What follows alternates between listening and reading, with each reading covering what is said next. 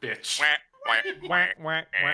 I love that the first thing the YouTube bot is gonna hear is wah, wah, bitch. That is still my most proudest fucking moment. Guys, gals, and non-binary pals, welcome to another episode of War of the Shattered Sun. I am your humble dumble master, as always, joined by my crew of... I actually messed up my intro. I am your humble dumble master, as always, the one and only farting tart, the poutine pastry, joined by my crew of dragon slayers, it would seem. Well, Woo! dragon defeaters. Cage, technically, the dragon slayer in this scenario, but we don't need to get into semantics. But we have I mean, if we're getting to semantics, I finished the fucker off. Cage finished the fucker off. Yeah, but I made it easy for him. Anyway. I'm trying to think. We made it easy for him. Yeah. Yeah, sure. Sorry. My brain went to... I could send 2 dragons at those fuckers. No! It's okay, next time. No! Oh, yes. No! We have the Punk Guard Dog, the CGs, the Joe Mojos, the Wolf Stalker 16s, the J Frost 747s, and the Wicked River 97s. Hello. That's us. That's you. Yeah. You guys had one hell of a session last You time. and me. And you got a level up from it. We did. A previously unplanned level up. Which we appreciate. Thank greatly. you. Yes, I'm we sure love you so did. much. Thank very you. excited. I got 6 level spells. Yay. Anyways. So, shall we get started? Let's go ahead and see them. Test rolls, gamers. I need to change my screen. 8. Wheel. 3.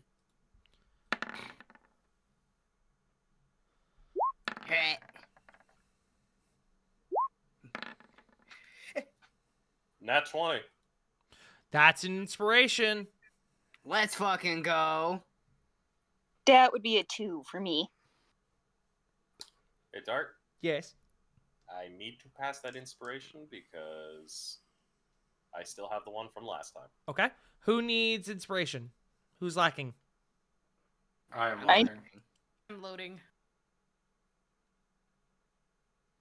I don't have it. Who doesn't Oh. have it? Hi. Joe Corbin, doesn't have Corey. I believe I heard Sarah as well. Lily and Fled, do y'all have inspiration? I I have it. don't, but I'll forego if someone else needs it. You have your pick of 4 people, J Frost. I'll give it to Corvin because of the last time. Woo! Okay. Alrighty. Well, with that being said, we begin. Last time on Dragon Ball Z. I'm sad now.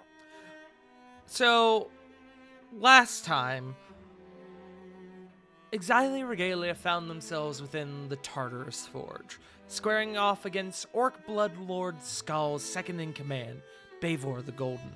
Throughout the course of the encounter, Bavor seemed to be testing the party's character and motivations as heroes of the realm. It wasn't long before he revealed himself to be that of an actual ancient gold dragon. The party struggled and fought until the devastating dragon was brought down to a vegetative state via the cast of Corvin's Feeble Mind spell. After much debate over the fate of Bavor the Golden, the party ultimately allowed their ally and resistance head, Cage Stoneheart, to deliver the final blow to Bavor the Golden before casting him into the river of lava below. We had a bit of a conversation last session about our party possibly saving a reincarnate for him. I have since discovered that reincarnate in fact does not work on dragons. However, For the sake of this, because this was a pretty significant moment in the party's decision, I'm going to, for this one circumstance, should the party decide to pursue that route, which we'll see, I will be overlooking that for the case of this one cast of the spell, but I have alerted the party that this would be the only time I would overlook that. So, yeah, a little bit of housekeeping there. But,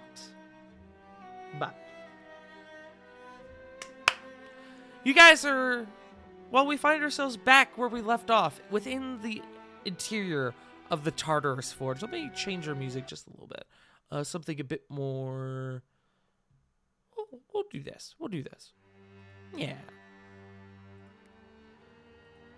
Cage stands on the precipice of this platform and is overlooking as the body of Bavor the Golden slowly descends into the river of lava below.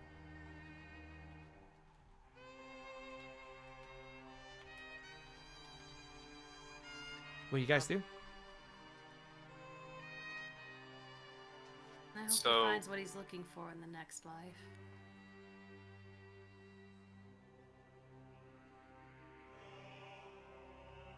Well, I guess we'll see. We might see. Still gotta look into him, right? Mm-hmm.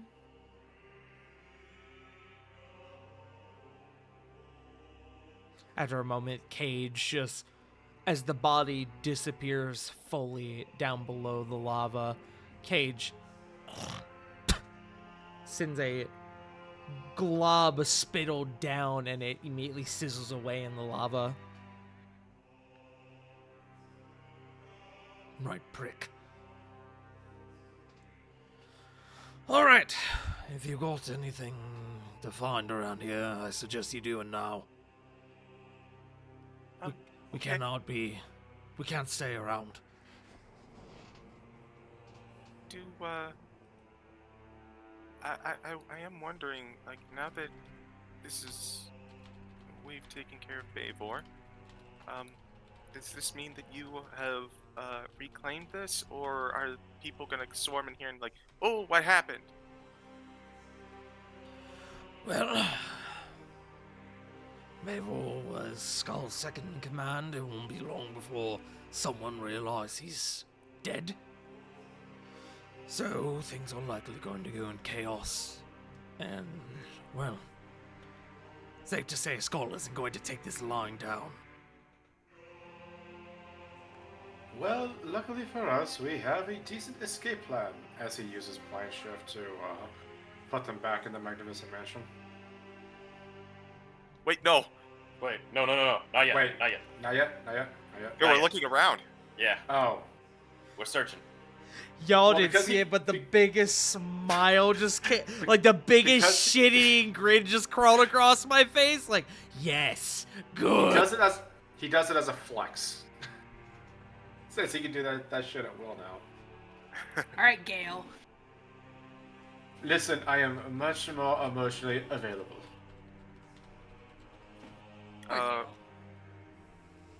So Flit will go. I guess if he was kind of a jerk, which I'm still kind of on the fence about, but if he was kind of a jerk and he made his home here, when we talked with Kayagidir, there was a whole bunch of stuff there as well. Might there be a whole bunch of stuff here? I mean, you're welcome to look Another around. room, maybe? Chamber? You're welcome to look around. I'm sure he probably catch something. But who's to say, really? Plenty of good Okay. spoils of war, I'm sure. I would like to look around. Same. Same. Group investigation check. Cool. Vista location. 12. Also a 12. 30. Also just pulling on my sheet real quick for Diana. On my end. 9. Okay, I still need rolls from Lily and Sarah. Which check did you say? Investigation. Okay. I was trying to see if my thing was. We're doing a group check, one? so I just need the average. That's what I was wondering, as I was assuming I wasn't there. You are. Oh, okay.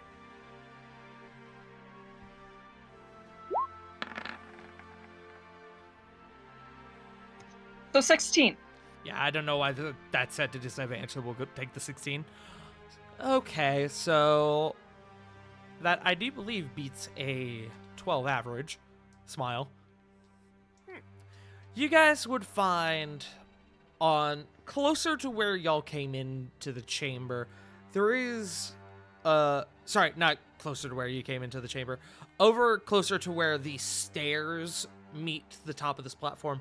On the right side of the room coming in, there does appear to be a large metal door, which kind of coming through here, the doors into this chamber have been made of iron, whereas the doors through the rest of the building itself seem to be made of wood with like iron accents. But these are full iron doors.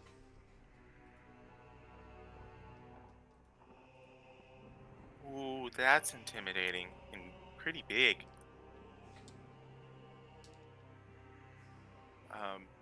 But we'll go ahead and just. I guess she'll look at the door to see if there's any like traps or anything, but she would probably go to open it. Make me an investigation check. I would like to assist. Oh. 20. That's intimidation. Oh. It is. Scare the It officers. is the same score. Is the same score, then I will allow it. Investigation 20. The door does not seem to be trapped. It does seem to have a large metallic bar on this side of the door. One that looks pretty hefty, but you think... What is your shank score, Flit? Big ol'. It's big ol' 0 and 11. Okay, I figured that's what you meant by bagel, but I was also sitting here like, what does that mean?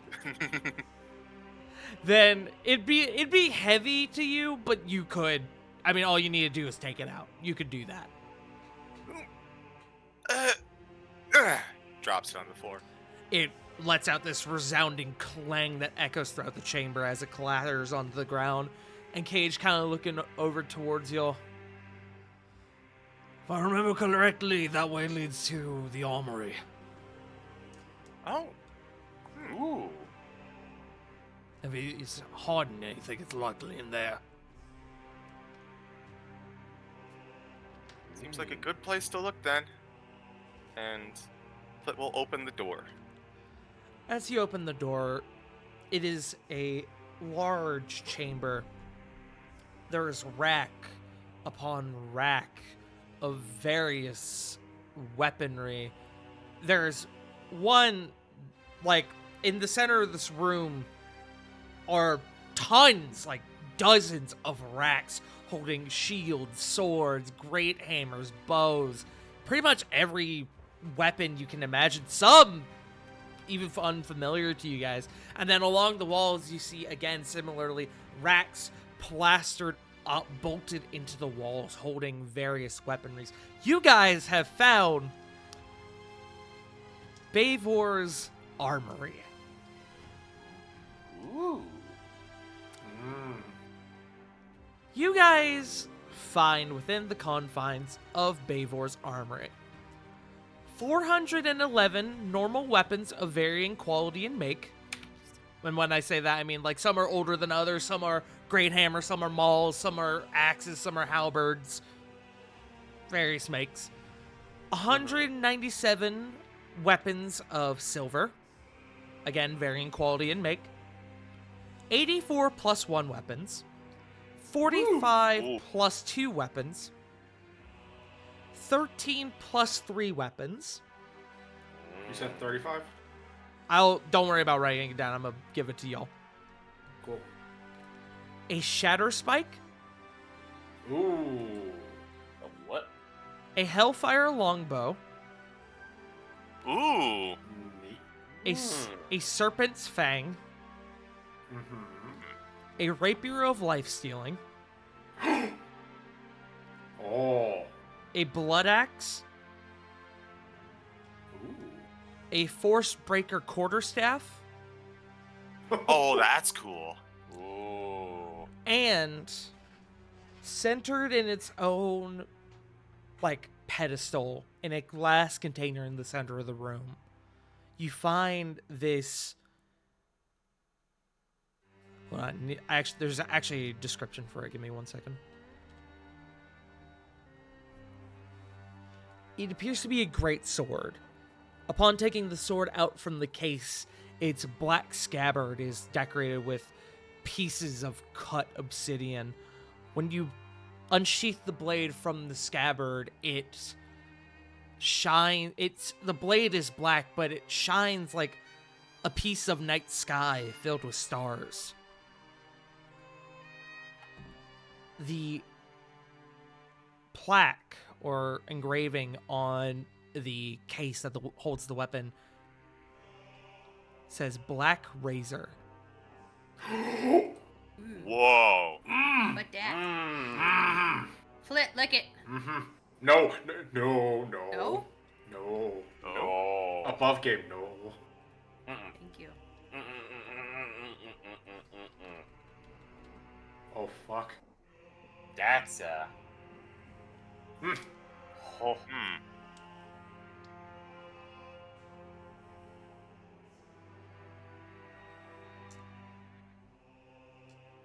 So, with all this, you guys can decide what you can and want to take, and what you Alright. what you need to leave behind. We need shit. We'll have to do some math, calculate some stuff. I think the plan was take as much as we can. Just shovel it all. And CG, are we on the right track? Is that what you meant?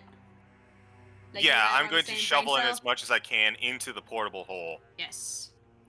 Okay, Break it you're utilizing in. the Push portable. It in. You're utilizing the Breaker portable. quarterstaff, huh? You're utilizing the portable hole for this. Mm-hmm. Yes. It will take up a significant amount of room of the portable hole, but you can get everything. Like 60% full? I'd say probably closer to 70. Okay. I mean, it's over 600. It's over 700 weapons. So Yeah. More effort! Recycle! I just Yeah, imagine- basically. Yeah. Let's go! I just imagine Corey and Rovan just like shoving everything in there. Lily just like on top of the piles, like stomping it in. y'all can divvy out any of these weapons amongst your party that you see fit, especially that of the higher quality magic weapons. I gotta double check and see if something's. All the named weapons I have, well, named, have sheets that you can look up online. Some of them, like the Hellfire Longbow and the Forcebreaker Quarterstaff, are part of a stat block for just a Hellfire weapon and a Forcebreaker weapon, and these are the Quarterstaff and Longbow variants of those weapons. So, Gotcha. question then: would the Hellfire Longbow be just considered like magically like a normal magic, or would it be like a plus magic? Just normal magic. It counts for Okey-dokey. overcoming magical resistances, but it is not in itself a plus whatever weapon. Okay, I wasn't sure. Thank you. Yeah. Really appreciate If it doesn't say +1, +2, +3, whatever, assume it is magical in the standard sense, but not an upgraded weapon, quote unquote. Okay. You also said with the plus weapons, would that also include like shields? There would be some shields in there. Okay. Definitely be useful for. I didn't get specific with these in terms of the weapons and makes themselves. So I just have like weapons of silver. But if you want something specific, let me know what you want and I can roll for it. Okie dokie.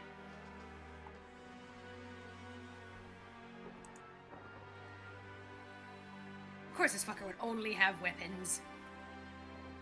Not a dime in this chamber. I meant not a potion at all. I'm like, damn, for a guy like who would regularly spar and regularly be fighting, he's got nothing on recovery. He is only attack mode. All offense, no defense. Yup.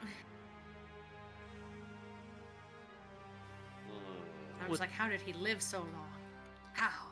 I'll let y'all discuss above game either in the Discord or after the session about what weapons you want to take specifically. Okay. Or keep specifically. But Understood. Flit, you slurp up the portable hole. And you guys exit the chamber all the richer. As you're on your way out, Cage, who's been kind of finally taking a sit after standing and working away for the past few hours, goes, "You find what you're looking for?" And then some. I think we found something that you are probably looking for, honestly. Oh. How well armed are your rebels? Hardly. Boy, can we fix that? Oh yeah. That entire room, wall-to-wall weapons. Nothing but. Good stuff, too. You Like see his so eyes many kind of weapons. shoot open a little bit. You see it. Holy fuck, he kept the armory. And he, like, hops down from his sort of perch position. I thought the bastard would have smelted it down or divvied it out to his own men.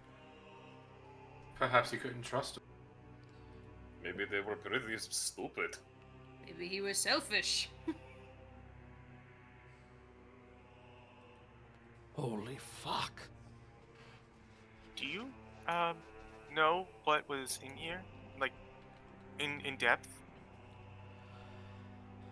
Well, I know that most of what was built in this forge went into that armory. What was his and what was ours, I don't know, but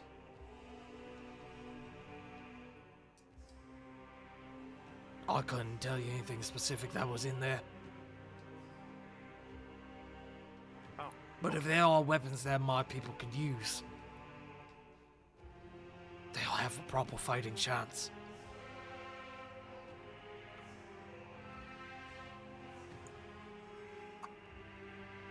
We'll see. We'll do some, divvying up when we get back then. There's a lot. How many weapons do you think we found in there? Corvin gives the exact amount. Holy fuck. That's more than enough to supply them. The capable fighters in amongst my ranks. Above game, he would only need like 200 weapons Ah. for the I have a resistance. question for you, Tart. Uh-huh. I'm gonna DM it to you. Okay. Should we give them just mostly the silver weapons and like a few with the +2s?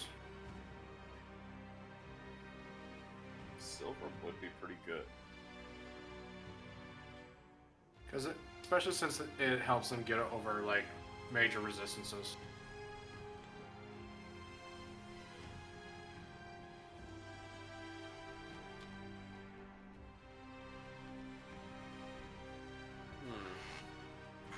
Got that one.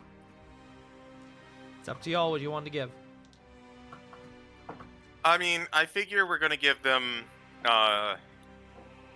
pretty much all of the, like, well-made weapons, but maybe not, like, the +1s and +2s. You know, I mean, the important thing is that they're armed, right? We can give them a couple of, like, a few of the really, really good stuff, but, you know.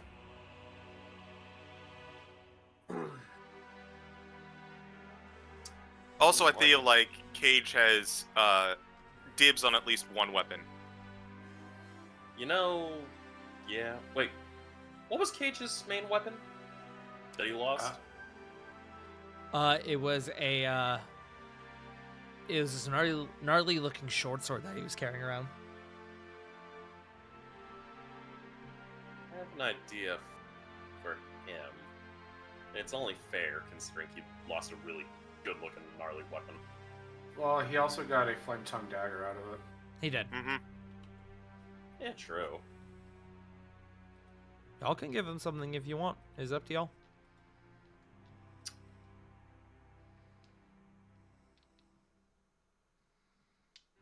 Would anyone be opposed to giving him a Black Razor?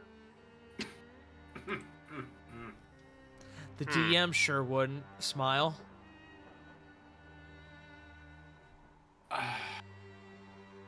See, I can't say anything because that would be metagaming. Yeah, for the record, y'all in game, y'all still don't know what this weapon is. Yeah. Y'all know its name. That's it. Yeah. I'll be real.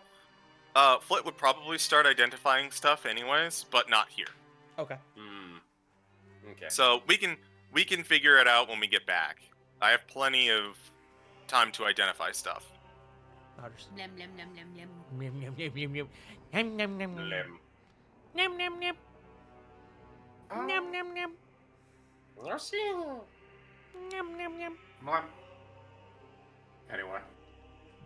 But I presume y'all's business here is concluded. Does that sound right? I think so. Okay. Yeah. Or I will legend lore elsewhere.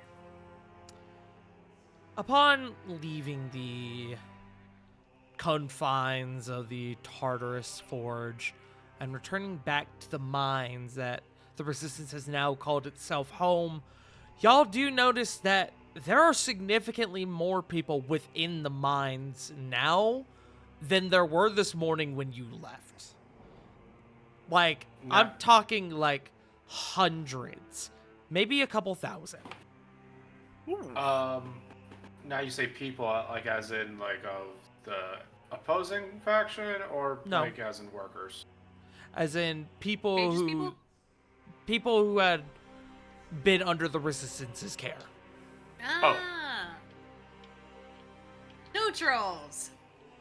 Civilians, you could call them. Yeah. Friendly neutrals.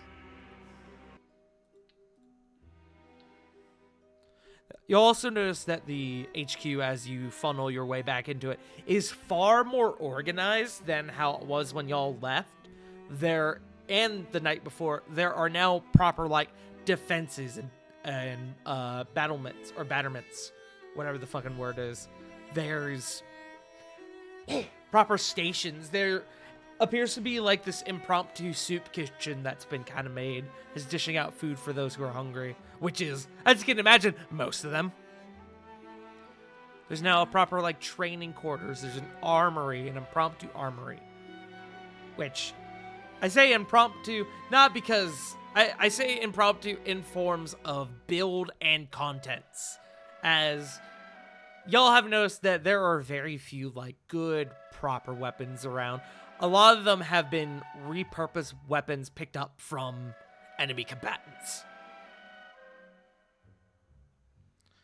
As you all kind of begin to funnel your way in, Cage kind of turns you all. I'll suggest laying low for the rest of the day. It's probably going to be, well, probably around now, actually, where they discover that Bavor was out of the picture. Undercross could turn into chaos. I wouldn't suggest leaving again. Fine by me. I think we all could use, looks to the rest of the party, I think we all could use a chance to rest up. Oh, you don't have to tell me twice. I would not mind the rest. Rest will be good. I'm frankly expecting some form of retaliation from Skull, whether it be tonight or tomorrow. So, rest will be good. And then, as he kind of turns, he kind of looks past y'all, and he goes, "Ah, Brisk. and y'all turn. You see Brisk, the lizard folk from the day before, kind of running up on y'all. What's your report? And Brisk begins to deliver this flurry of hand signs, delivering some sort of message to Cage. And Cage looks to y'all once he's done. Well, y'all want the good news or the bad news?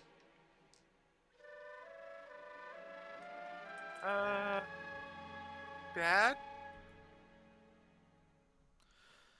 Well, the bad news is that Cedric, he himself is fine, but he lost the last of his men that were with him today.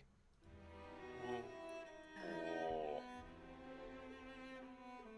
Now he's on his own. Good news, though, he's alive, and he's hanging in there to the best of his ability. No major injuries yet, so we still got time.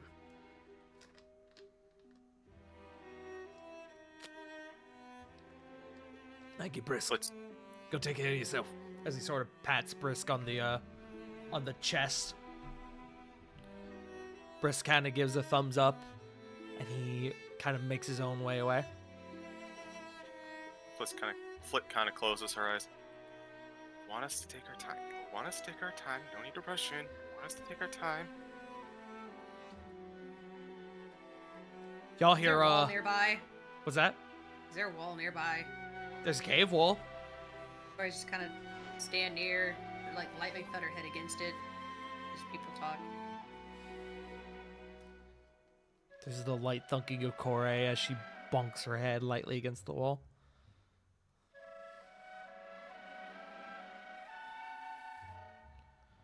As you guys are kind of standing around, there's a loud clattering of what sounds like something being dropped as you hear Gesh go, "Oi! Hey! Careful with that shit! Fucking hell!" And he kind of turns and looks at y'all. "Oh, hey! You're alive!" We are not dead! Holy Mostly. shit, y'all look like battered shit. You should see Yeah. the other guy? Y'all got him then. In more ways than one, yes. Yep. Holy Yeah. fuck, I never thought I'd live to see the day. Fucking Bavor the Golden. Brought down by a bunch of assholes, no offense. No. Accurate. Most.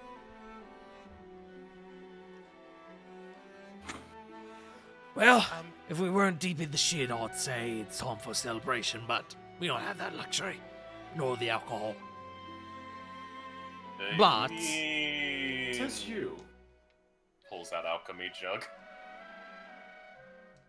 Points at Portal Charm on his wrist. You know, I'd take you up on that, but considering I got a lot of shit I still need to do, I need to have a sober head for it. That being said, and he gestures for the alchemy jug. Okay. He will hand over the alchemy jug. If you want, you can have grape juice. It's like wine, but with no alcohol. Hell That's no. fun. And he pours what looks to be this river of beer down into his gullet for a few seconds. It goes, "Okay, all right, good shit. Like it." As he hands it back to you. "All right, Second. let's get this shit cleaned up." As he turns away and starts walking off. For a second, I thought he was going to pour out pure coffee. Just straight black. Espresso. No sugar. Nothing but espresso. Nothing but the creamer. Just the creamer. Evil. See, I don't know why, but my mind immediately went to, or he can go truly hardcore, ingest a gallon of mayonnaise. He could. I was gonna say butter, but okay. I don't know why, but that made me think of that one comic of Bakugo eating a red pepper. Anyways.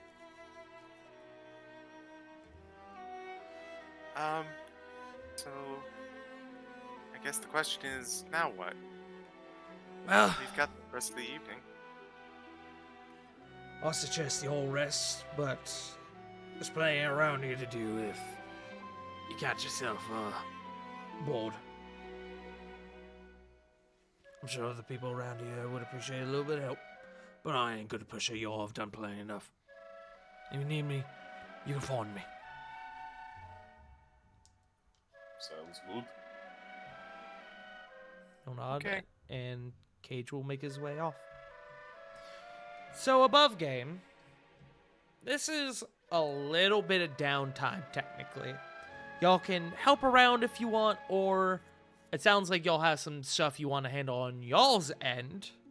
It is roughly at this point, probably about 2 in the afternoon. Y'all were in the Tartarus Forge for quite a few hours.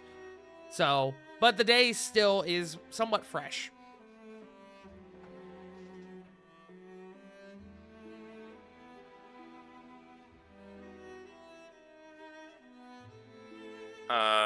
Let's see.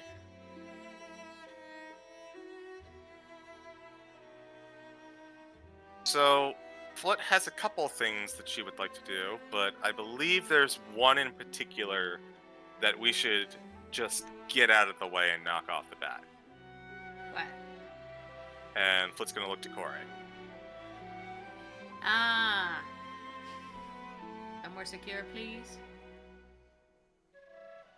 You guys have the manor. Manor. If everyone's game for it, Yes, he will please. he will teleport them to the mansion, specifically in the den. Ravon, please pour me a glass or two, and we'll get started. Okie dokie. Pours everyone a drink. Their choice of either alcoholic or not. Hard liquor. Oh, if that's the case, then I got the good shit. Lily's would be like a child-sized cup. Y'all return to the comfortable interior of the manor, and it makes you kind of realize once you guys get in here that the Undercroft is quite cold.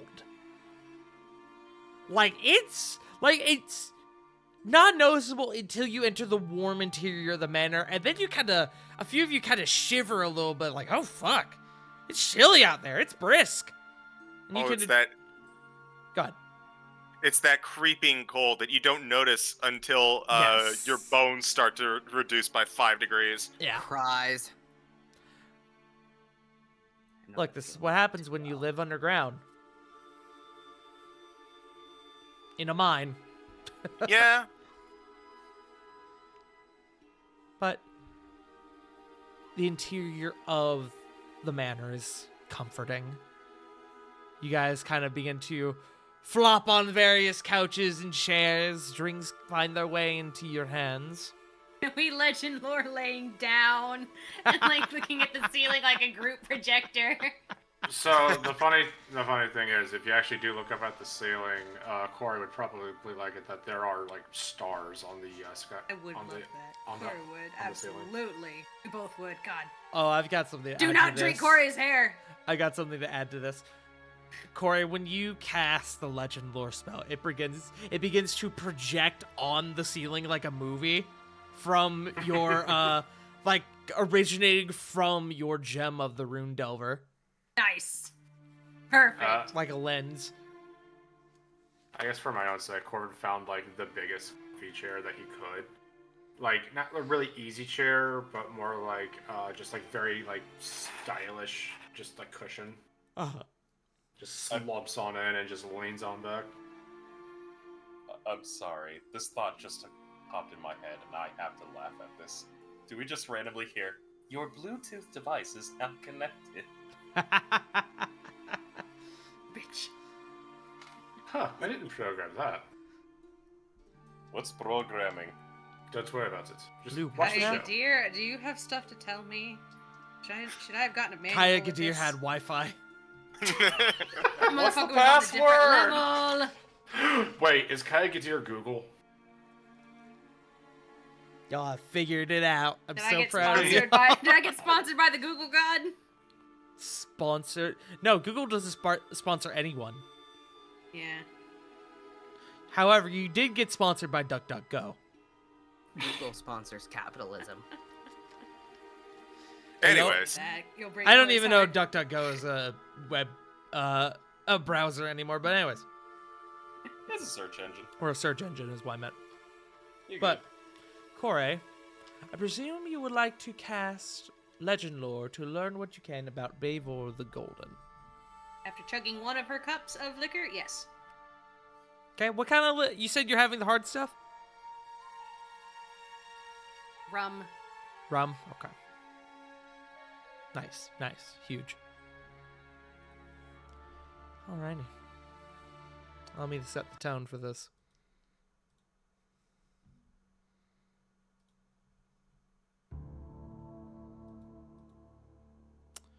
Don't worry about taking notes on what I'm about to read. I'm going to give this to you all afterward.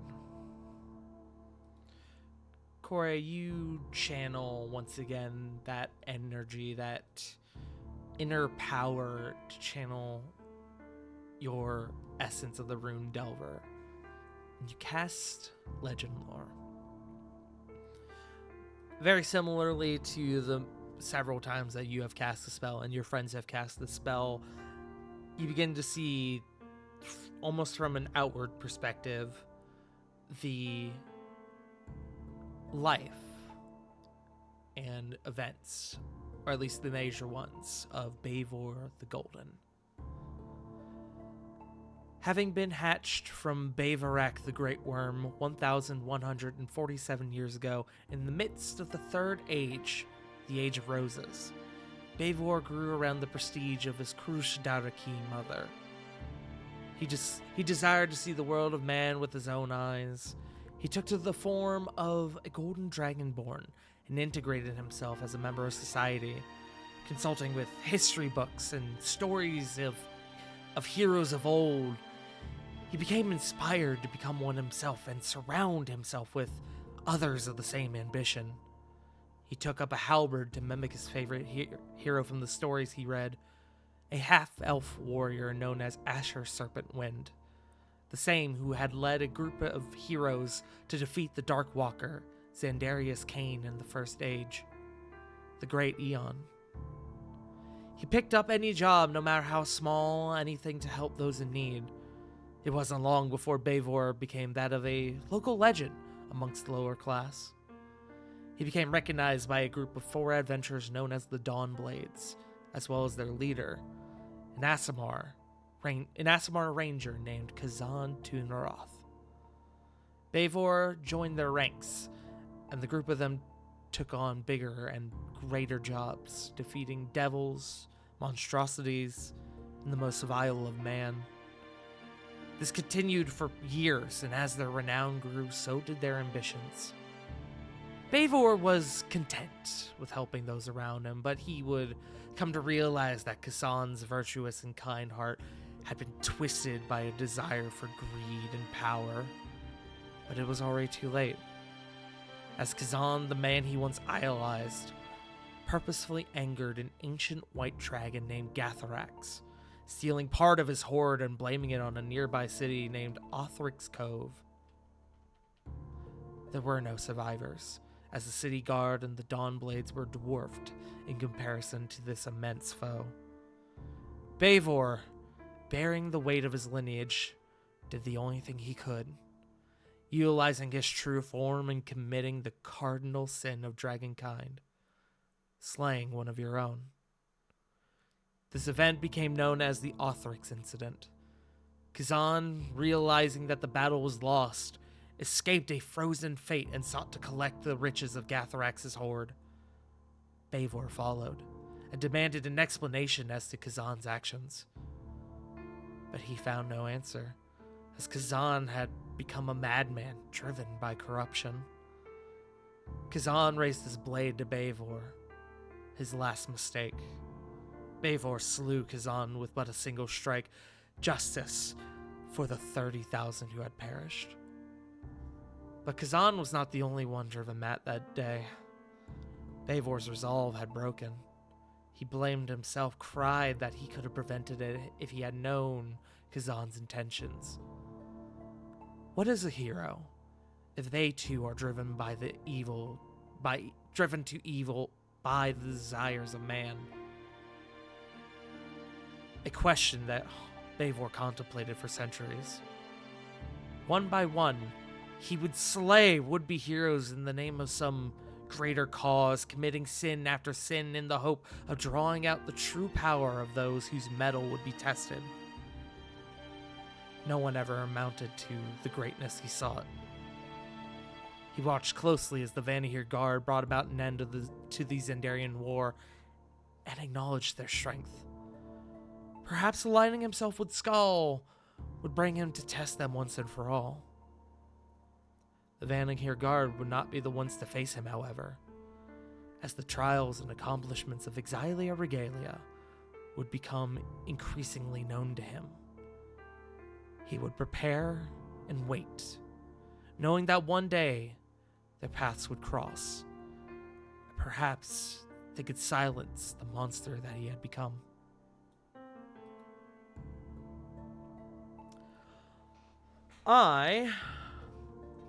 I'm gonna post all this in lore drops.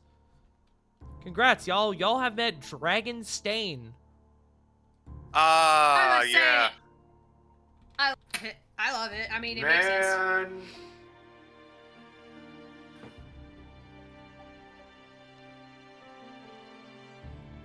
So, a couple things. Who here speaks Draconic? I do. Flit not does. me, Chief.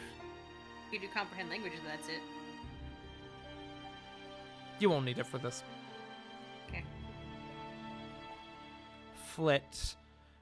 The term Krushdaraki. I'm gonna give that to y'all.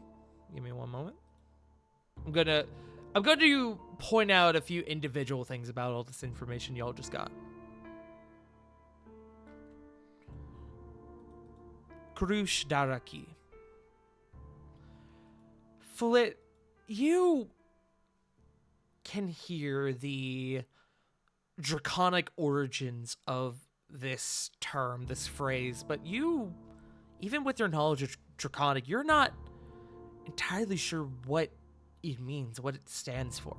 It could be a title or a name, but you hear the draconic origin. Next, I would like anyone who wants to make me a history check. If you are not proficient, it will be with disadvantage. 12. 12. Okay. I'll take a crack.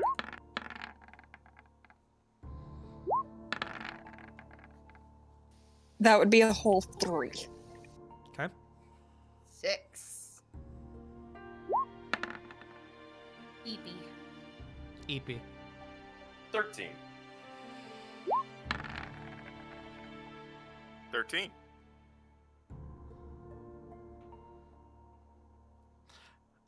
I'm so sorry to say, Corvin, you are just under the DC. I mean, it's this plane of existence Yeah. stuff. I figured I wasn't going to get it anyway. The DC was 13. That's funny. We're so smart, guys. Rovan and Flit. You both are familiar with the Othrix incident. I'll give that once more.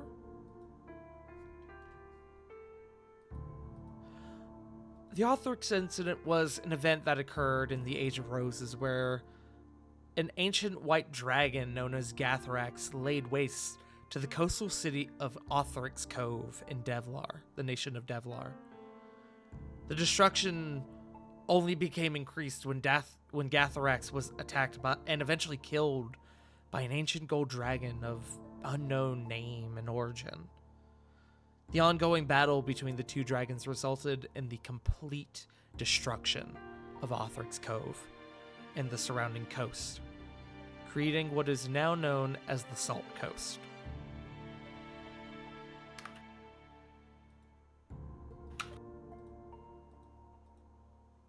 You now know, with your history checks, that gold dragon reference in that tale, that's Bavor.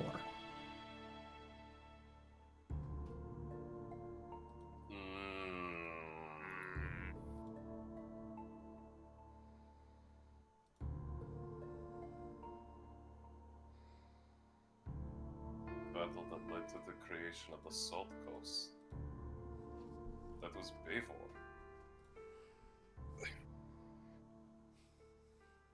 I guess that's what happens when two dragons come to blows. Oh. Flit shudders a little bit.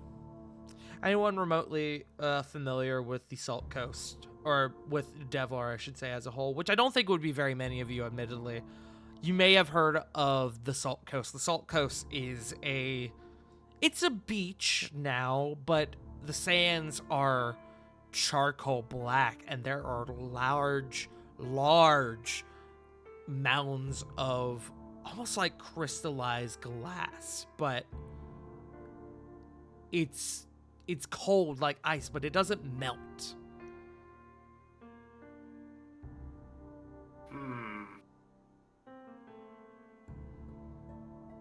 Tart, Yes. question. Hmm. When that entire incident occurred, you said 30,000 people died. Oh yeah, it was a pretty major coastal city that got wiped off the map. It is about a mile and a half of coastal town and surrounding coast that just got obliterated. I have two questions concerning that. Uh-huh. One, is it just gone, or are there ruins? No, it's gone. gone. I'm talking scorched earth gone. Black sand and yeah. Like atomized. Yeah. Okay, so that might answer my second There's question. a local legend that the ashes of those within the town got fused into the sand, but there's no scientific evidence to that.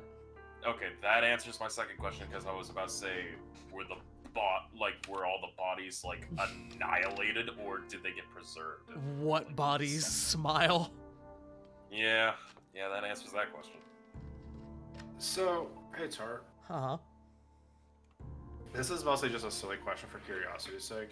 Mhm. If it's like cold like ice, would it be like something akin to like liquid nitrogen or something like that, or like, I guess Think dry physical ice. nitrogen? Yeah, see, that's what I was thinking initially. Yeah. But That's basically what it is. interesting. Corbin just sits there and just swirls his glass of Fey wine.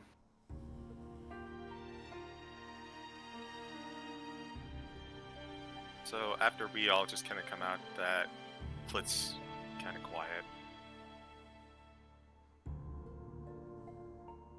One more check. One more history check from Rovan with advantage. Just Rovan. Okay. You said advantage with the history check? Mm-hmm. Understood.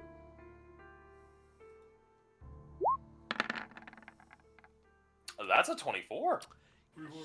You know the name Asher Serpentwind. It's one of the names mentioned in your book. Oh, hold on. Let me bring up that note. Holy shit. Above game, it's not it's in the book. It won't be in your notes. But you know the Okay. name from the book because that was the man who excuse me, who was the leader of Hercule Sionis's adventuring party. One of your earliest ancestors. Yeah. Ravon's gonna think on this, and then he's gonna kind of like starting to put a couple pieces together, he pulls out the book and he kind of flips pages rapidly until he gets to the section with Hercule Sionis, and he goes, "Oh, oh." You flip open the page, and you do see Hercule Sionis's retelling of Asher Serpentwind, and how he was a great stable leader for your group, and exactly who they needed to lead the charge against the Dark Walker, Xandarius Kane.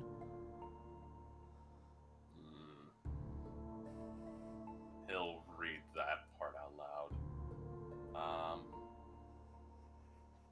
If it's all right, Tart, is there any mentioning about the leader basically kind of starting to go a little bit lopsided? No, to clarify, this is Asher Serpentwind. This is Oh, this is Asher. Okay, my yes, apologies. this is not Yeah, Kazan. this was the hero. Okay. All right.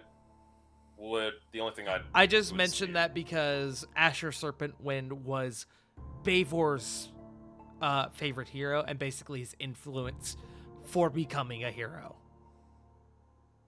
Oh. Ravon's gonna look a little bit saddened. Also, I'm going to give you all that other name that was mentioned, Kazan Tunaroth. None of y'all would know who this is.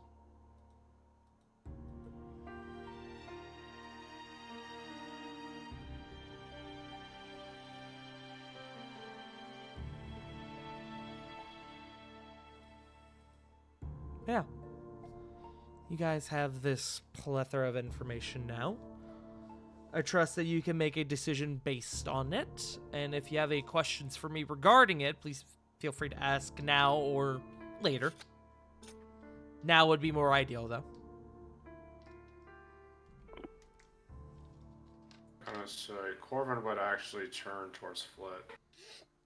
So, you've seen his life story. What's your thoughts?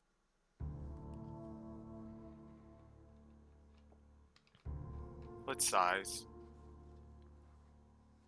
It's, well, twisted, I guess.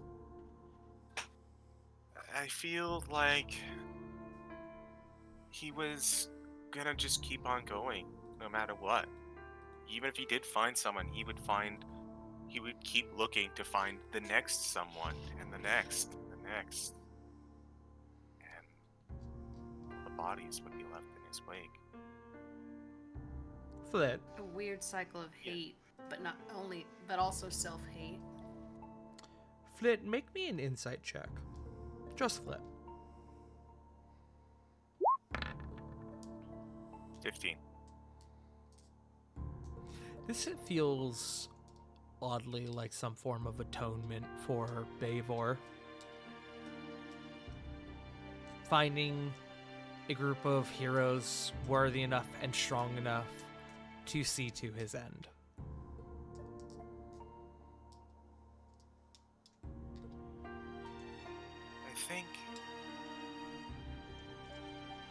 I think there was some part in him.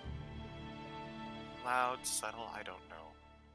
I realized that he had become that sort of monster. And after a while, he had stopped looking for heroes to meet his criteria. And instead, we're just looking for heroes to stop him.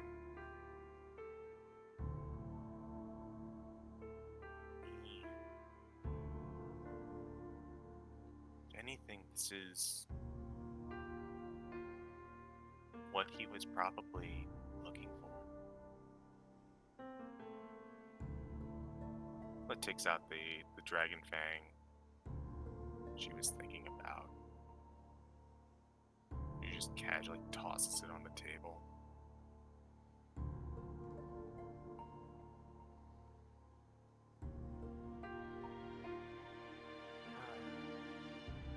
I guess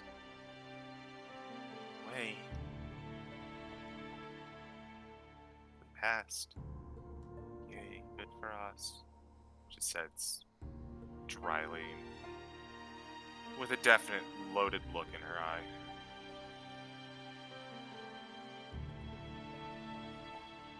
Sometimes the right thing feels horrible. Corey turns off the protection and rolls over. This sucked.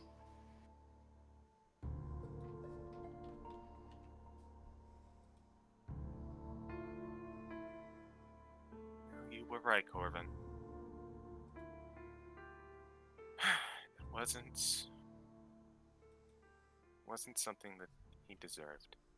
And I don't think it's something he even would have wanted.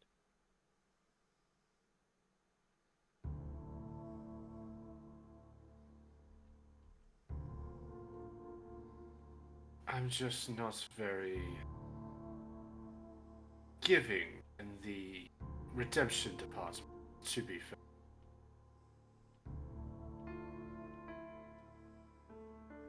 But Especially looks at to you, the...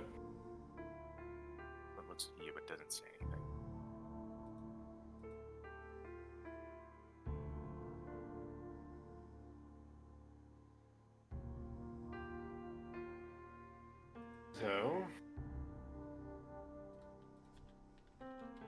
Though I suppose we could probably, I don't know, try and end this on a more joyous note, or at least something in better spirits, and preparation for what we have planned going forward. There is one more thing that I must mention. Mhm. The blade that Kazan raised to Bavor was the Black Razor. Okay. I think at that point, Flit's gonna go.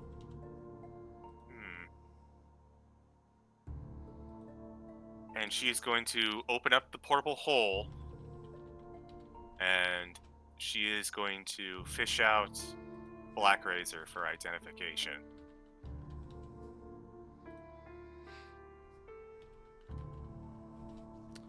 Black Razor. Flip, what is your alignment? It is chaotic good. Chaotic good. The Black Razor is a +3 legendary greatsword. One that requires attunement by a creature of non-lawful alignment.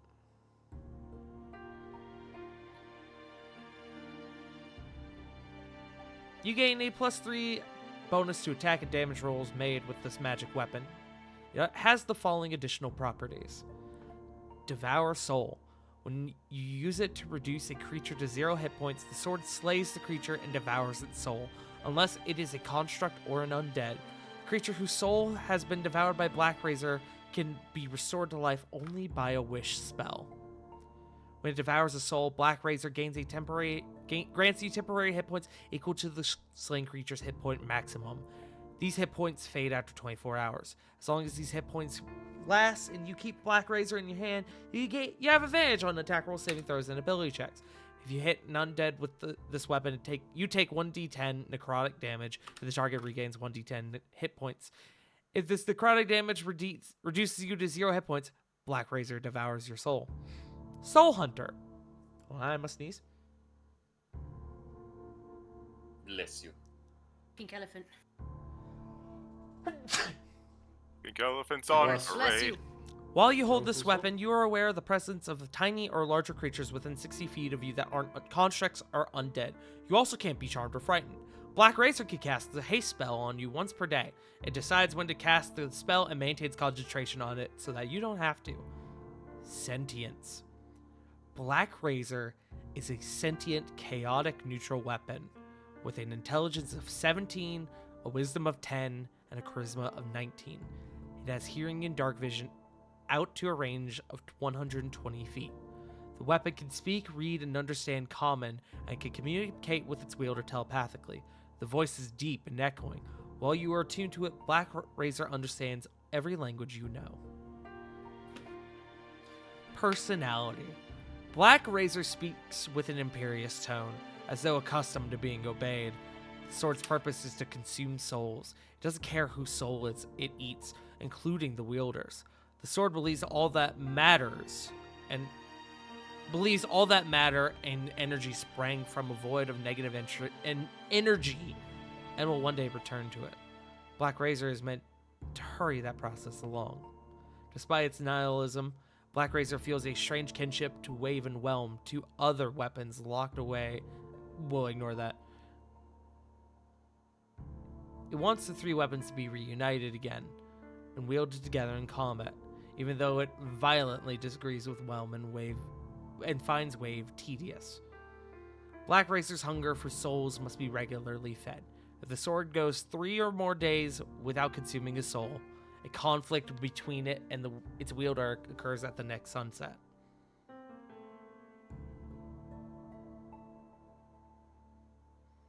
Very lengthy So- stat block. Yeah, it seems like it. It's a legendary weapon. Yeah. One of a Would set it be of 3. possible? Would it be possible? For any of us to roll, say, insight and see if maybe Black Razor is what corrupted Kazan? Sure. Anyone can roll if y'all want. What would that be? Arcana? Arcana.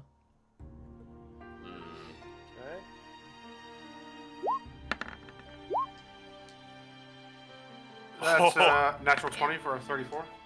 21. I mean, I did a 21 too. But stop copying us. Stop scuppies me. Stop scuppies me. Flit. 15? Wow. My whole thing is changing into other people. Of course, I'm gonna copy people. Not other people, you're other animals. Mm. Yeah. Lily, would you like to roll Arcana? Nah, it's not my best. Fair enough. Anyone who got a 15, a 10 or higher, which is all of you. Hey. You do recall that from the beginning of the vision to the end of the vision, Black Razor was not the weapon originally wielded by Kazan Tunroth.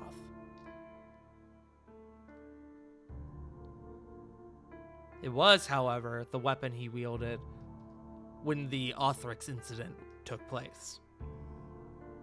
Mm. For those of you who got a 20 or higher, it stands to reason that that sword absolutely corrupted him.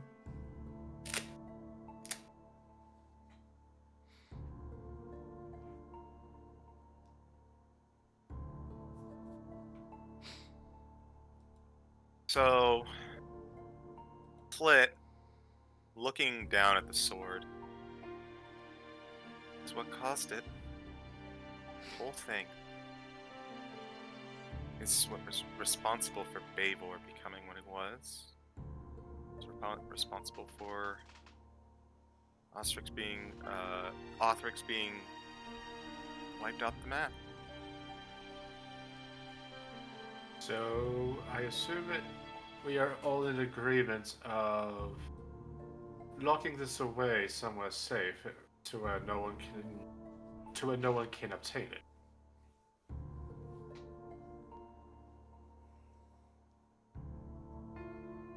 Or destroying it, says Diana. How? Tart. Would Corvin know how to destroy a magic weapon? You can destroy magic weapons through a variety of means. I think I mentioned this last session, I originally ruled that magic weapons could not be destroyed by traditional means, and I later learned that that was in fact not the case. Magic weapons are just far more durable, exponentially more durable. I mean, y'all watched as Cage destroyed one of the shards of decimation. So there's no specific way to do it. There's a variety of ways that can be done. Yes. Okay. You Corvin can give would it to Cage for that matter. Let's No. not. No. Listen, We don't need a Bavor 2.0. Oh! I meant give it to him to destroy, but Oh, okay. Corbin would respond to Diana. Well, my worry about that is that because this weapon has sentience, it is still possible that there might be something malevolent trapped inside. So, what would happen if we would destroy it and something far more sinister would be reaching out into the world? It's Mary, also forget about only it? one of 3. That's true. It mentioned a couple others. Bury the set. Flit, I will make mention you do not currently hear a voice coming from this blade. But you're also not attuned to it. If there is a sentience in it, it's been pretty quiet. Maybe it's asleep. It hasn't eaten any souls recently. I just worry that the weapon itself is a containment instead of an action. I'm unsure how to say this properly, but I'm just worried that this is technically a prison for it, not much of a. I don't know. Who knows, says the DM. Shrugging, smiling. Writing things down. Scribbling. Flit is going to go and look on over to Corvin and say,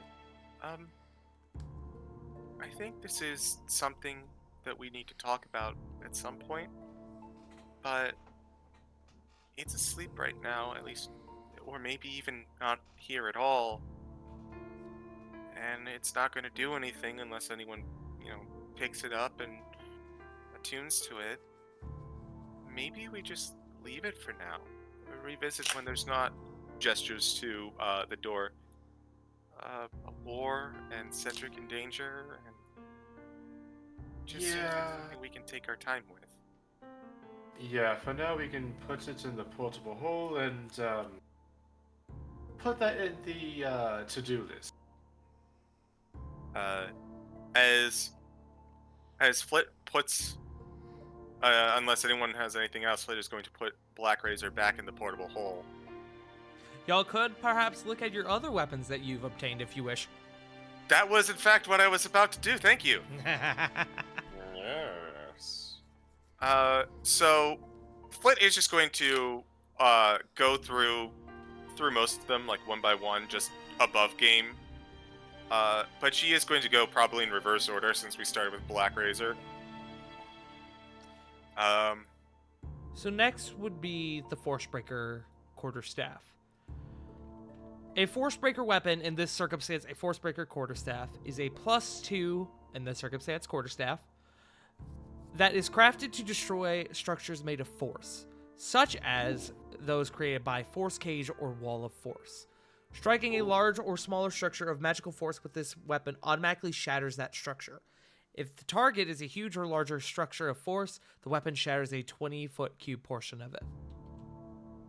Flit is going to lick it, and then as soon as she does, immediately hand it to Corey. Understandable. Which one? The Forcebreaker. Quarterstaff. The Forcebreaker Quarterstaff. You're too kind. I'm linking all these stat blocks in the chat, by the way. Yeah. Yeah, I see. Continuing on down. The Blood Axe. A +2 bonus to attack and damage rolls made with this magic axe. It is a great axe. The axe deals an extra 1d6 necrotic damage to creatures that aren't constructs or undead. If you reduce such a creature to 0 hit points with an attack using this axe, you gain 10 temporary hit points. The Rapier of Lifestealing. When you attack a creature with this magic weapon and roll a natural 20 on the attack roll, The target takes an extra 10 necrotic damage if it isn't a construct or undead.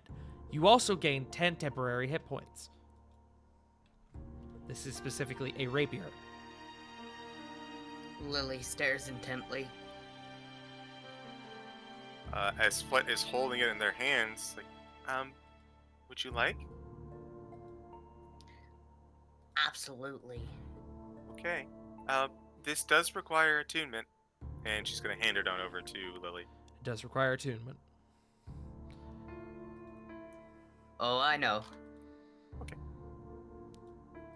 All the weapons mentioned thus far, I do believe require attunement. Except the Force Breaker weapon, apparently. Ooh, Wow, it sure doesn't. not bad. That's probably why it's very rare. Yeah, I mean, admittedly, it's good, but it's also niche, so it's probably why it doesn't need attunement. Yeah. Still worth it. Yeah, no, this is the Force Breaker quarterstaff is above game, probably the best pickup of everything we've got here. Yeah, especially since we don't need to use Disintegrate to break away Walls of Force. Continuing But- on. It's Serpent's Fang is a longsword that does not require attunement. The single-edged magic sword is made from the scrimshawed fang of a giant serpent. Its hilt changes shape to adjust to the grasp of any creature that picks it up. This weapon deals an extra 1d10 poison damage to any target it hits. as Flit pulls this one out, she's like, "Oh look, it's got a little picture of a Flamboyant Viper on the hilt." It sure does. Smile. I remember when that thing ate us. That was so long ago. Yeah. I'm just sorry. I thought came to my mind that in Corbin's voice, and I'm like, nope, not saying it. I remember the regurgitation. That the one that he cut Sorry, out the chat, belly? you probably heard that. I got sent something. Continue. Was that the snake you cut out of Ravon? I think that was the one that vomited both of us out after I jumped in to grab you. No, Oh, that yeah. was when I turned into an air elemental and went down inside. Ah, that's even better. Ah. We have traumatized some snakes. We seem to do that to a lot of reptiles. Why do I You know- find myself in a lot of reptiles' mouths? I don't You know- know. That is You know actually kind of what? crazy. Traumatizing them, making them brain dead. We have a good track record. Joke's on y'all. Y'all are gonna find out that Normandyr is a Spinosaurus snake hybrid. So we have advantage Alright, on time to all con on attacks, this okay. fucker. Yeah, disadvantage because they're the best of both worlds. Ancient Spinosaurus. Continuing on. The Hellfire Longbow. It is a uncommon longbow that does not require attunement. It is fashioned from infernal metal and traced with veins of hellfire that shed dim light in a 5-foot radius. Any humanoid killed by an attack made with this weapon has its soul funneled into the river Styx, where it is reborn instantly as a Lemur devil. Oh And then- well. Oh. Continue. You know, now that I think about it, I'm a bit more inclined to agree that Bavor needs to stay dead for all of the evil weapons that he had in his possession. I mean, Seconded. it's telling someone to go to hell, but that's direct line. Flit looks at the bow in particular and shudders immensely. And then, finally, there is the Shatter Spike. Is a +1 longsword that requires attunement. If it hits an object, the hit is automatically a critical hit, and it can deal bludgeoning or slashing damage to the object of your choice. Further, damage from non-magical sources can't harm the weapon. So this weapon specifically cannot be destroyed by traditional means.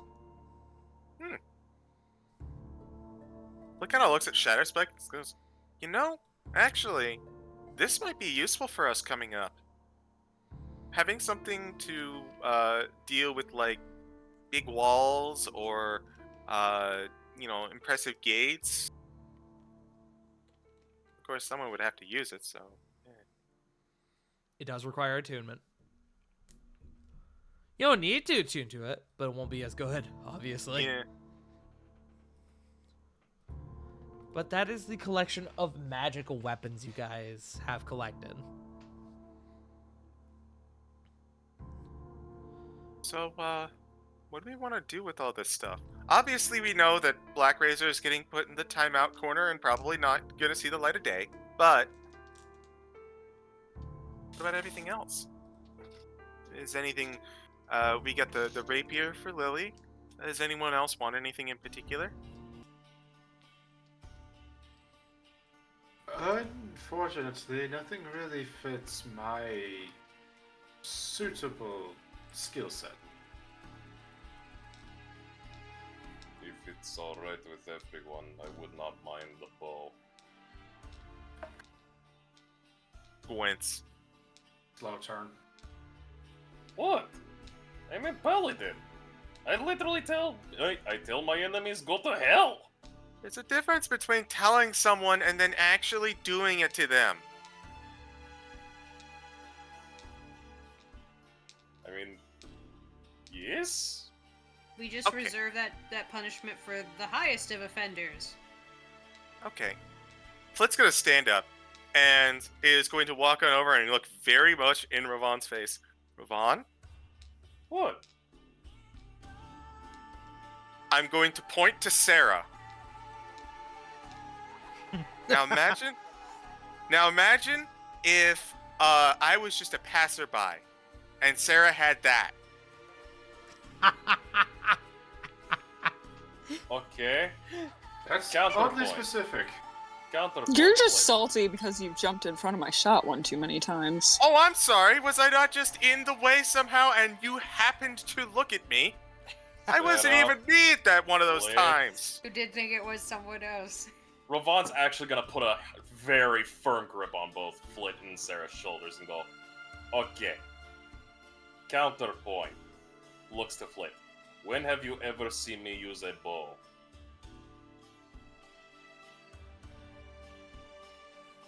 So, I feel like I'd You'd see be- this string twap you in the face. that does actually hurt from what I hear. Does that hurt, Sarah? Yes, very much so. Oh. Let Ravon try it. Besides, I would at least be a good guardian to ensure that this doesn't get used on. I'd like to insight. Go ahead, he's telling the truth. No, that's fine. This is not a I doubt Ravon. This is a this weapon fucking needs to have someone to make absolutely sure. Hey, I haven't downed anyone with friendly fire yet. Natural. Oh, good. See through your soul. He sees my hamster!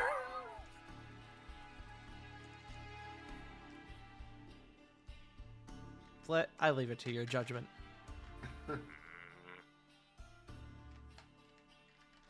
I don't think I need to say anything in this.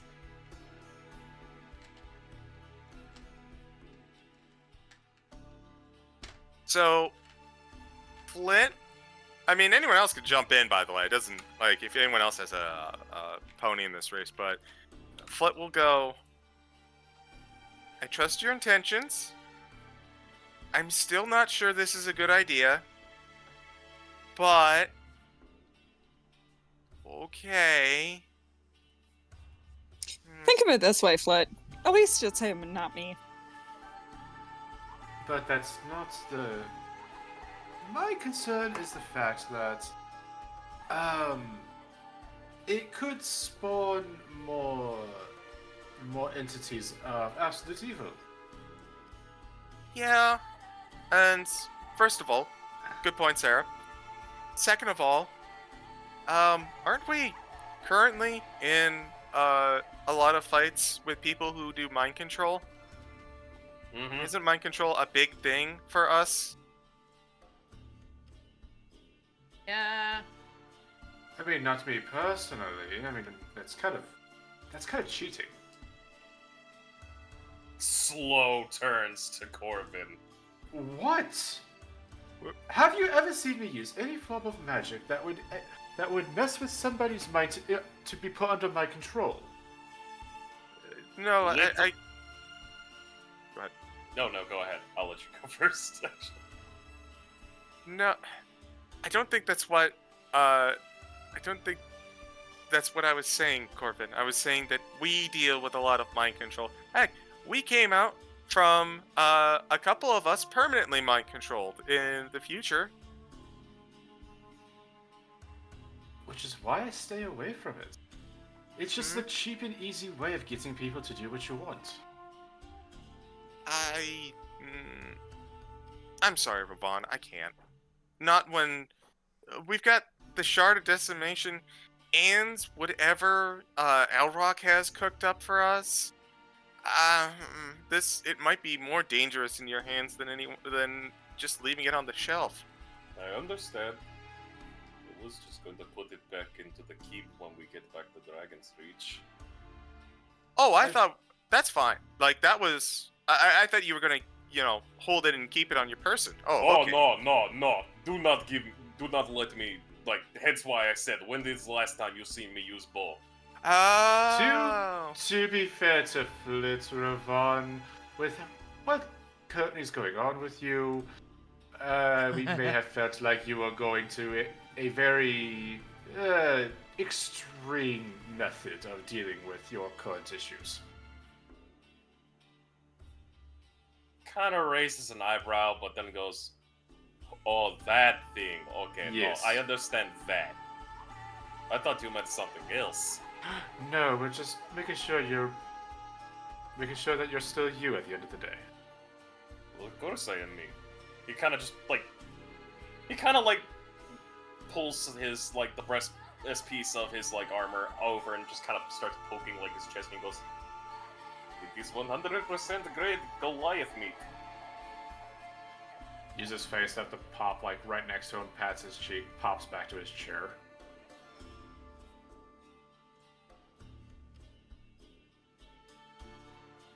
So I guess this is going in the timeout corner with Black Razor. They can keep each other company. And I guess the rest of it is up for grabs if anyone wants it. But it sounds like everyone's got what they wanted. I also would like to know what y'all plan to give to the resistance for this. From this horde. So, above game, I'm fine with giving them access to any of the mundane weapons that they want. They obviously want volume more than anything else. Mm-hmm. I feel like keeping the pluses, they can absolutely have a couple plus ones, but the plus twos and the plus threes, actually they could probably just have the plus ones and the lower, however much they want. But the plus twos and the plus threes, I feel like we're gonna need those for Assault Day for the captains and the heads of the heads of the divisions, and you know what I mean. Thinking about it, he said what, 200? They really need what, about 200? Correct. I agree with Flit's idea. If we do the 197 weapons of silver and the 411 normal weapons, as well as some of the plus ones. We could save a couple of the plus ones for those who are currently back at the army encampment back in Vaco, if anyone doesn't have a magic weapon. That's that's kind of what I'm thinking. Okay. We'll just peruse the other stuff. I have a suggestion though. So the rebels are going to fight from inside Vaco, yeah? Yes. Correct. Okay. with everyone's permission, I'd like to offer Shatter Spike to Cage as kind of for reasons I mentioned earlier, for like ambushed assault, opening up a hole for the invading army, that sort of thing.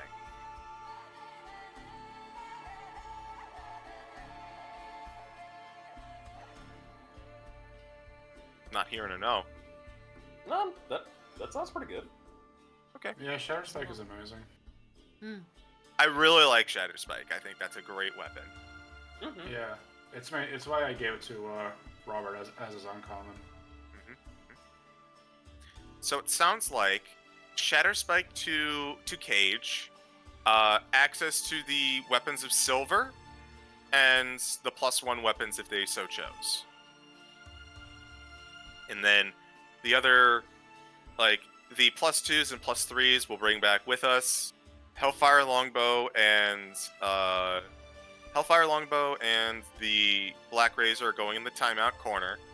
Force Breaker is going with Corey. The Blood Axe is is also just kind of on the back burner along with Serpent's Fang.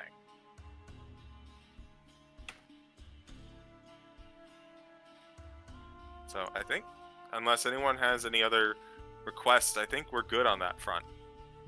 Okay. Going once. Oh, going twice. Sold! No objections, Chief. Okay. Alrighty. Would y'all like to divvy that stuff out to the Resistance now? You have some time Sure. for it. Yeah, it's like 200 plus weapons. It's going to take a minute. Yeah. Just for the sake of brevity, you guys are able to find Cage and give him the aforementioned weapons for his own people, as well as giving him the Shatter Spike, it would seem. And as you give him the Shatter Spike, he seems a little reluctant to take it at first. He looks at it. This one was my father's. Oh. Ooh. Apologies. We had no idea. No, I thank you. I have no idea where this had gotten off to. It wasn't his primary weapon, but he'd like to save it for when it was needed most. And he takes the blade. If it sits comfortably in his hand. I'll make sure to put it to good use.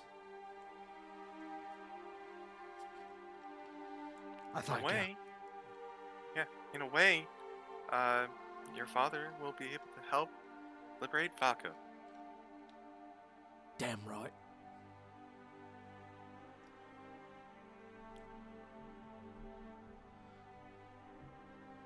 Now, with all these other weapons you provided for us, we stand a significantly better chance than we ever did. I'm glad. We're gonna need everyone for this. Make good. sure everyone's prepared. Especially with what's likely coming our way. Yeah, I'm concerned what Skull's retaliation is going to be. Well, now that his Hell Raiders have been put to rest, he's going to have to divvy up responsibilities to his other leadership. Not great, but something far more manageable than what we ever had to deal with. Yeah, I definitely... Flit just has a 1,000-yard stare. I'm definitely glad that Bavor is not going to be in the fight on Falco. All decided then. Yeah, we had a look into Bavor's history. And it's strange. definitely was a soul that lost his way, but that anger that you've aimed at him, there wasn't anything. There was something maybe once long ago that might have been worth bringing back, but whatever that part of him, that original hope for new heroes and the future generations, I believe that part of him would have wanted to end what he had become. So I choose to honor that one instead of what we encountered today. He nods.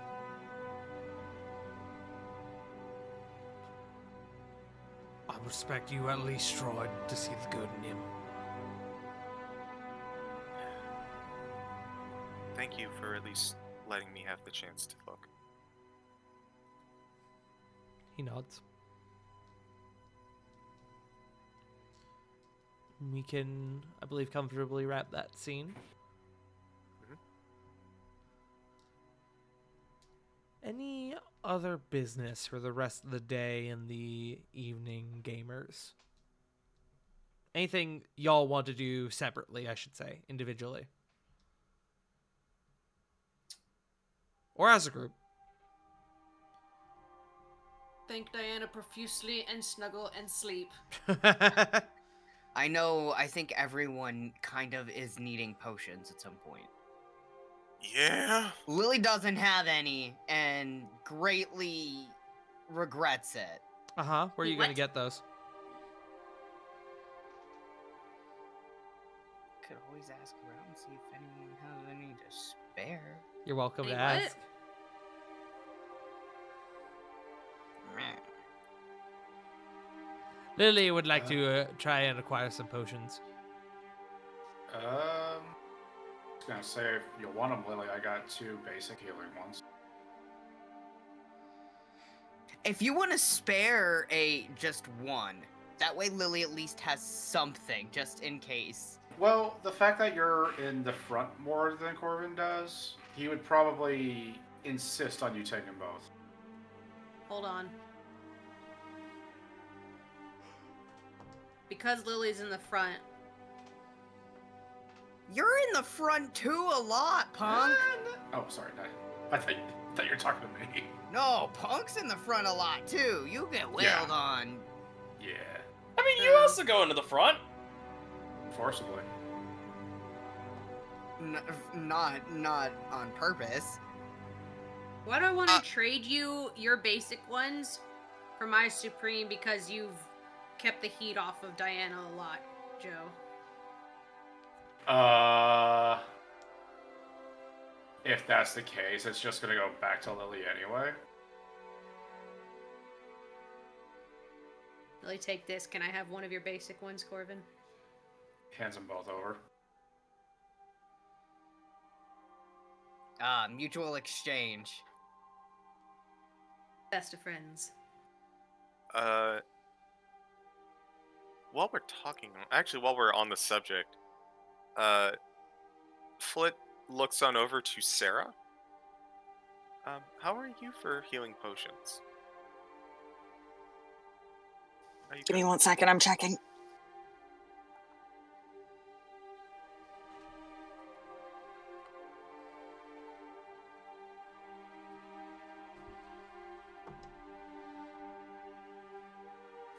I've still got my Supreme and I've got a Superior. Oh, okay. I've got a one basic, but I'm pretty good about. I'm pretty good about healing people, so I don't think I really need it. Well, you do a lot more frontline damage than I do. You could have my Supreme if you want. No, I can choose to hang back, and when I'm in the front, I'm pretty protected. I'd rather Lily or Ravon have something, but you as well. I know your capabilities to heal aren't as strong as my own, so I wanted to make sure that you were covered as well.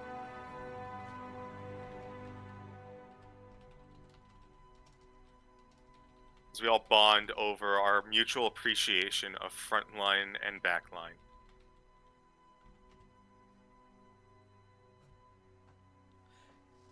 If y'all were to ask Cage, he would be able to provide 3 standard healing potions.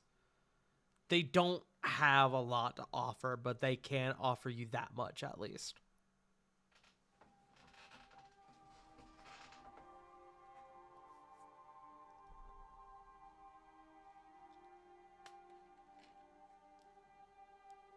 So, if y'all want them, he's offering. Okay.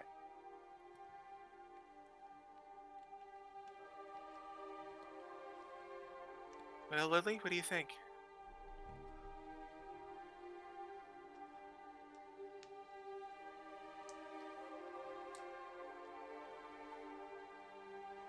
Lily's gonna feel bad taking someone else's potions. She already feels bad enough that she didn't, prep better. Neither did I, and I feel bad too. I fucking swore I had more. I don't know why I my thought brain... I asked to buy more. Fuck, I forgot. You may have just used them, honestly, like genuinely. You've been Possible. getting into pretty substantial binds lately. Gotta love that brain fog. Listen, as far as Flit is concerned, she would give you the superior healing potions, keep one for emergencies for herself, but past that, she feels like she can look after herself in terms of healing and in terms of helping out others. So she wouldn't feel obligated if we're running low on healing potions. She would make sure that everyone else is more able to look after themselves. Worst case, if someone else takes it, you can always toss it to Lily. True. Also, I have more potions anyway for myself, so don't worry about me. How's Ravon looking? A good night's rest would be all right. But like, what's your potion count? Oh, nothing, but I'm good with lay on hands. That's like 53 hit points. I think I'm gonna give one superior to Ravon and one superior to Lily for emergencies.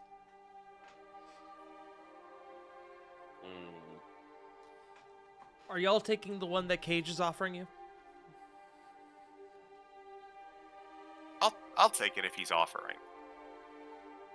It depends. Do y'all ask? Corvin would not. I think Flit probably wouldn't. They need it as well.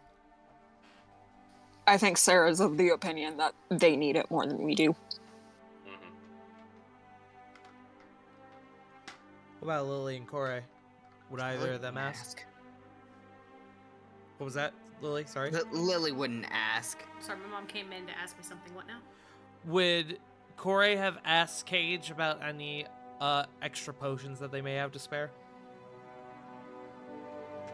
Yes.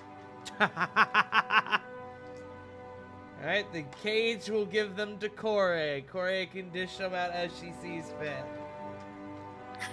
How many again? 3 Three standards. basics. Oh, yeah. The 2d4 again. 2d4.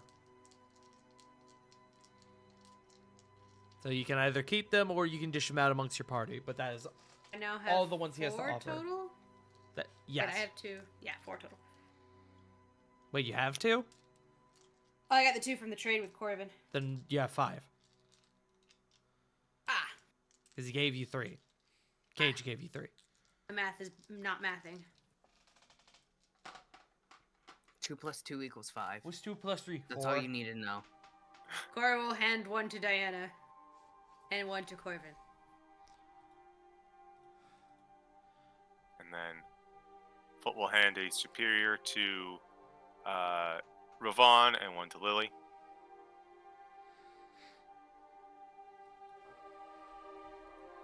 And I honestly think we're all good on potions as far as distribution. Okay. Making the best of what we got. Yeah. Yeah. Quiet. All right. Anything else, gamers? Any other business y'all want to handle? Not much with the rebels, but Corvin would like to pretty much just go to the stage portion of the mansion and just pretty much just try and workshop some new songs. Okay. Nothing big, just the creative juices are flowing and he's trying to get the thoughts out of his head. Yeah. Flit would like to help out with the rebels with the rest of her evening, but there is one thing that she would like to do. Uh-huh. When she has a chance, she's going to make use of something that she almost never has an opportunity to. Uh-huh. She is going to go to Kore's room. And on Kore's door, she is going to write in Druidic, "See me sometime tonight. I need to talk to you about something." Okay. Would Corey immediately retire following the potion trade? If Diana didn't want to go help people, She would. yes. Damn it! Then she's going to go. Diana would want to help people. Have you met your wife? Yes, I know, but I was hoping since we got beat the shit up out of us several times that she'd think better. Corey will limit her to less than 10. Well, depending on how many are fucked up. 10 people, and then we're going to bed. Turns out, not only is there no rest for the wicked, there's no rest for the good either. No, there's not. Flit, is there any specific way you would like to help with the rebels? Because Diana is obviously going to hurt the sick and wounded. I think, if given the opportunity, she might see about, excuse me. If Diana's going to help with the sick and wounded, we'll see about improving their stores or looking over their stores and making sure that their rations and everything they've got are up to snuff, and if not, using her magic to kind of replace, like good berries, create water, that sort of stuff. Creating what extra food and water you could for them would be of immense help for them. Absolutely. Because they are pretty much, in terms of food and water, getting by on the bare minimum. Can Rovan help with that in terms of using the alchemy jug for water? Sure. Absolutely. But I just need to check to see how much that'll get. So, if you don't mind, Uh-huh. I do not have good berry or create or destroy water on me, but I can, if you don't mind me just flavoring that I use that to help them out, I can do so. That's totally fine. I'd allow that.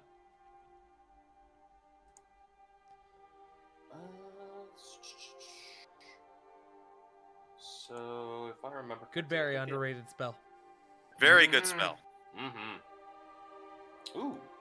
The alchemy jug can make 8 gallons of fresh water. Yeah, So, that'd be pretty immense. it is. That is a lot of good water. Yee.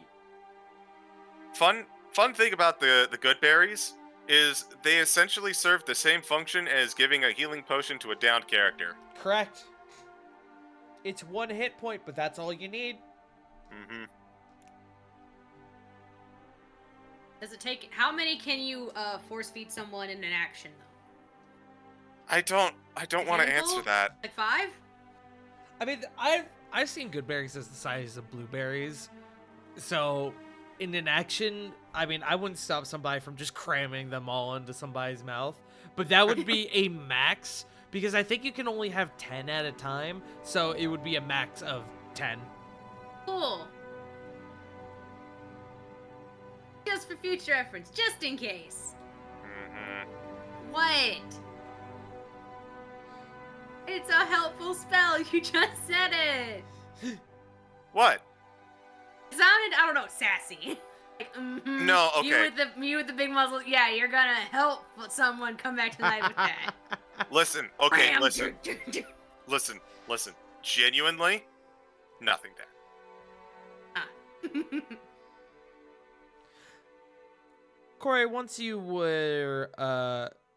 return back with Diana, you would find the note on your door from Flit written in Druidic.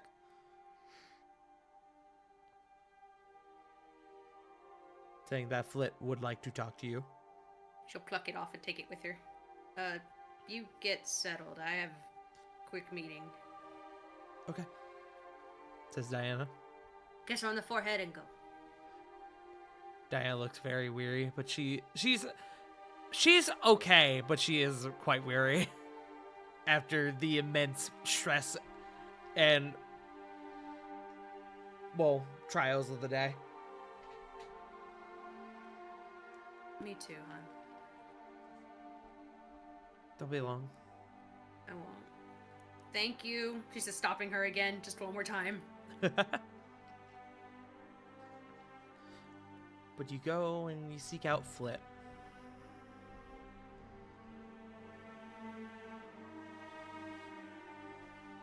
Flit's kind of in a room.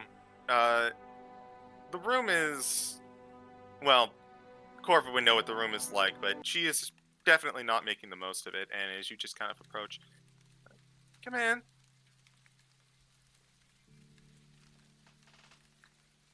Upon entry, you feel a very foresty breeze waft through the room. Oh.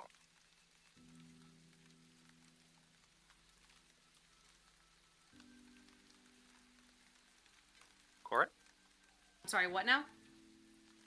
come in. Flit. You asked to see me? She's holding up a note. Yeah, hey Corey, so we have a bit of a situation, and I've been talking to a few of us. I've talked to Corvin, I've talked to Diana, and now I'm talking to you. Is this an intervention? What did I do? No, you didn't do anything, no. But it might be an intervention for someone in our group. Shh. Oh? She puts her finger up to it. She doesn't have lips, but to her snout. Ah, Corey will come fully into the room and shut the door. Do you remember when Amadeus was talking to Rovan? Which I know you weren't there for that, but one of the things that Amadeus said was that a dark presence touched Rovan. And she's gonna go, yeah, so a little bit after, Rovan asked me about what that was. I had to lie to him. I didn't like that, but I'm not gonna go into it again. The point is, we need to start thinking about heading this off and soon. And I don't know how to do that. I don't know either. This You seems might a be- little outside of Nicholas's wheelhouse. Who else do we know that might know? We wanted to get in touch with Reno when we had a chance, and admittedly, I thought about doing that today, but I think we're all a little bit tapped out on that. Oh, we don't have any resources left to? That makes sense. Yeah. We'll just have But- to try tomorrow. Yeah. I think tomorrow is when we're going to really kind of come at this. I want to make sure that I want to see if we can't knock this out again sooner rather than later. And I wanted you to know I'm gonna get in touch with Lily and Sarah next. But on top of letting you know, we might make use of your she kind of points to the gem, talents for this. Oh. I mean, what? No. Oh, see, above game, I'm assuming commune. Yeah, Yeah. Commune and stuff like that. Yeah. Yeah, any information would be helpful. I don't know who I would ask. I don't know why. I'm still nervous that it missed things. You're not wrong. That concerns me too. And this war has put a lot of things on hold. But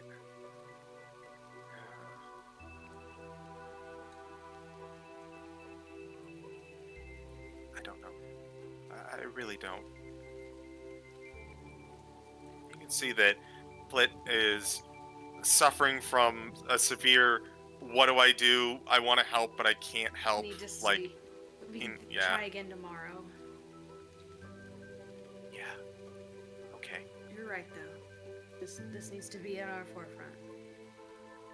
I think it does. Thank you for seeing me, Corey. Thanks. Good night. Better slump back to her room. Have fun with Diana. Both snoring. It'll be fine.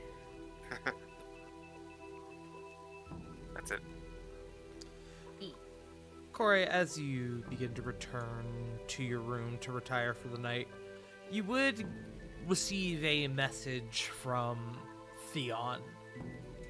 Kind of the same situation as before. Will be ignoring spell slots, the casting of sending, as well as word limitations for this. Good evening, checking in on you. We are currently on the move, quickly approaching Zorn, or at least as quickly as we can. How things are your end? Bavor's been defeated.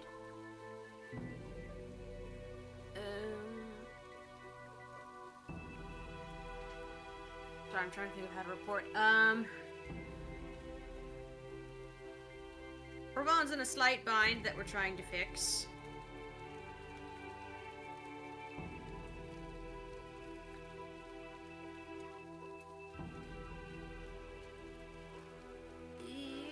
Can't think of much else to report. We armed the rebels. Found a fuck ton of weapons and gave them a bunch.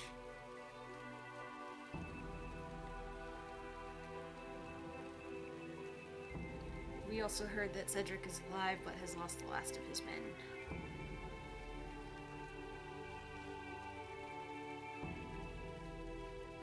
News about Cedric is not the most pleasant, but he's a driving force for most of the men here, wanting to see him return home safe. The defeat and removal of Bavor from the equation is also... that's a significant win in our favor. And one of the shards got destroyed! And the removal of one of the shards of decimation. Dare I say, that's some good work you all are putting in. Keep it up. We'll see you in a couple days. Be safe. You as well.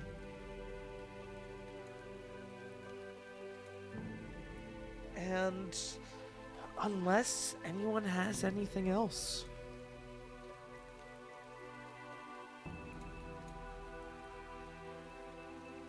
Going once. Going twice. Okay. After a long day,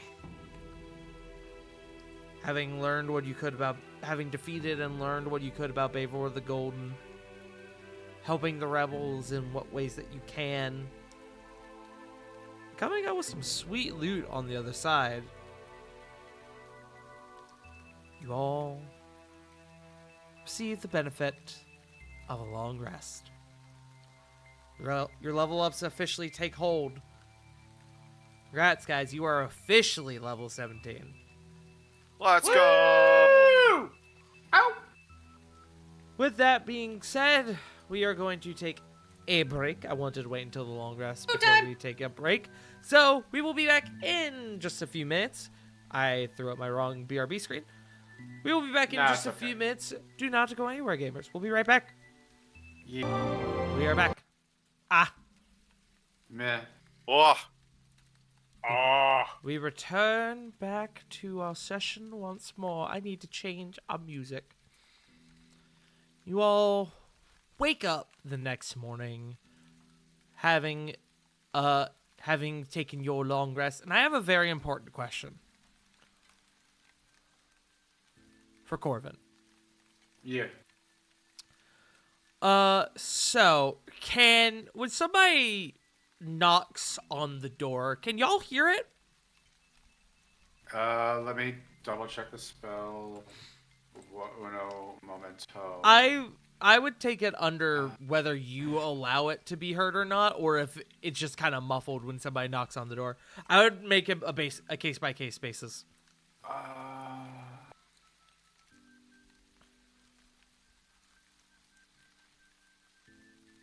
I'm currently reading. So it doesn't mention it. Then It yeah, mentions that it's essentially invisible. I assume outside of those who are invited and welcomed. but you did invite Cage. I did invite Cage. I invited Cage, Brisk, and oh my Gesh. god, I'm forgetting the Gesh. Thank you. So if one of them were to knock on the door, would one of y'all hear it? I assume Corbin would get like a notification or something in Kind of like in his head. Ring doorbell on your phone. Yeah, like he hears a knock and they knock and he hears a freaking Discord call sound notification. Yeah, you're getting lit up by Discord pings Oh as god. Oh god. someone No, is no, no, knocking no. furiously on your door. So he's in a robe at this point, like he's not really bothering with clothes, and he's like, as well as he can, like stomping to like his way towards the freaking doorway, just opens it up. As you're Like getting, his hair's not even made up at this. as you're approaching the door, you're hearing. Hold on, sorry, let me do this a bit better. You're needed! Opens the door. I'm sorry. What? Get up, you're needed! And Corvin, even just looking out this door, you can see there is a bit of chaos going on outside. We'll need some time to prepare, but we would definitely be on our way. Closes the door and just starts banging on everyone's bedroom door. Mm-hmm. On his way to everyone's room, however, he will order the servants to get some to-go breakfast prepared. Okay.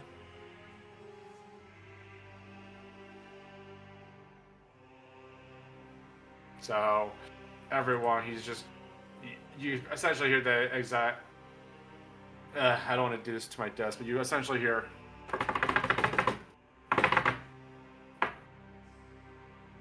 I'm not sure if anyone heard that. I'm up. What, on everyone's doors? Yes. What? The moment people come out, Corbin is just going to yell, "Get dressed, get ready, apparently everything is under chaos!" As he just slams his door just to get himself ready. God, shit in our breakfast once again! Up and at him, Diana! Opens the door again. He opens the door once she says that. Don't worry, we're getting to-go boxes on the way out. Burritos, the ultimate to-go breakfast. Tortillas are superior. They are the standard in space for sandwich making and other foods. I like having a Flour banana. tortillas. Corn tortillas. I don't. Like both. They have their Yup. uses. Lily Y'all will pass on the disres- corn tortillas. Y'all disrespecting the breakfast quesadilla. I will not stand for this.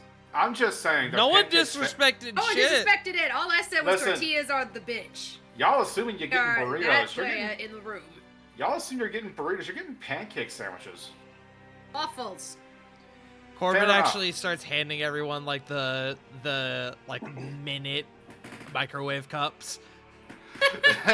That Nah, like so- you had to put a single egg in there and you put it in the Oh microwave. god. See, I know was those just things. picturing him just handing us each a waffle to put in our mouths as we run out to battle. Oh god. Anyway. Go, one for you.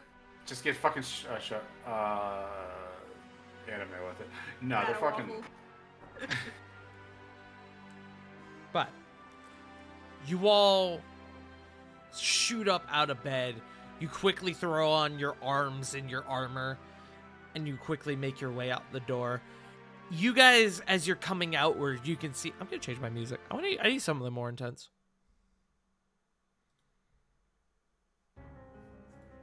There we go. As you guys are coming outward, you see that several of Cage's men are yelling out orders, trying to get people to, like, funneling the civilians and refugees, quote unquote, back toward into the farther depths of the mine. All right, everyone, go! Keep moving. We need to establish a perimeter. We'll make sure that each one of you comes out safe, but you need to get moving. And they are funneling people further down. Meanwhile, you guys see that thanks to the wonderful supplies that you gave them, more and more of Cage's men are taking up arms and are heading towards the front, where you know to be the main entrance to the mine. I presume you all follow. Yeah. What's happening? Shocking. Skull has sent a force to try and retake the mines. We're trying to get everyone together. Is How this an big's the evacuation? force? That was a lot of questions at one time. Is this an evacuation or is it defense? Is We're defense. stalling for evacuation. Defense. We have nowhere to evacuate. You're right. All right. We're trying to get the civilians back further into the mines where it's safest. All the fighting forces are going up to the front. How big Cage is is the likely siege? waiting for you. Go find him. What was your question, Ravan? How big is the siege and what are they using? Seems to be just manpower for now, but is several times our size. Nods.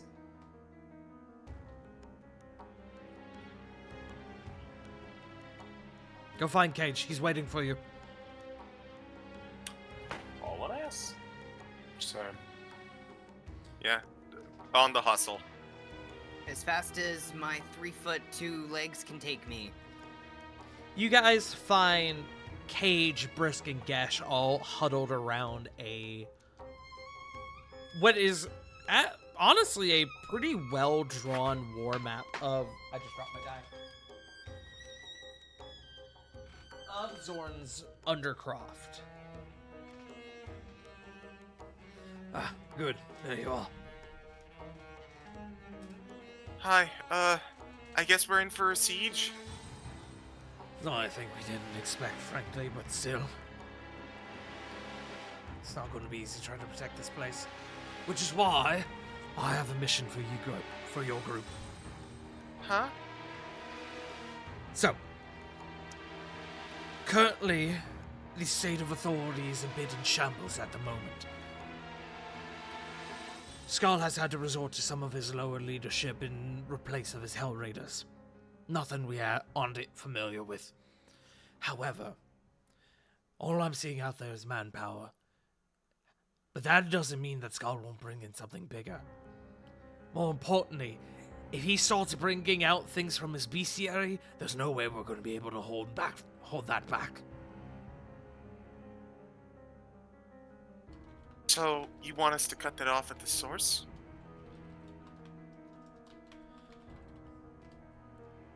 If you're with all these men coming this way, my guess is that he's leaving other areas of the Undercroft less defended, at least. So I suggest we hit him while he thinks he has the upper hand. We can hold the line here, but in the meantime, if you all go and you dismantle the bestiary, that'll put a significant damper in his forces. I think we can manage that. oddly enough, we were already planning on hitting that. This is just more incentive.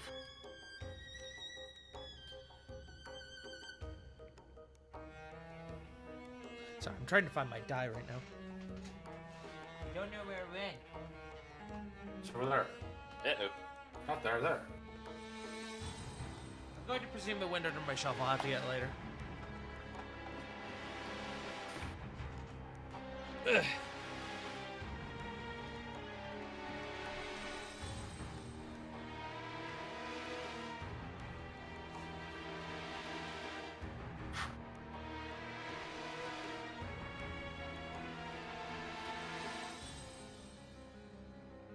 Diana looks to Cage. I'm staying with you.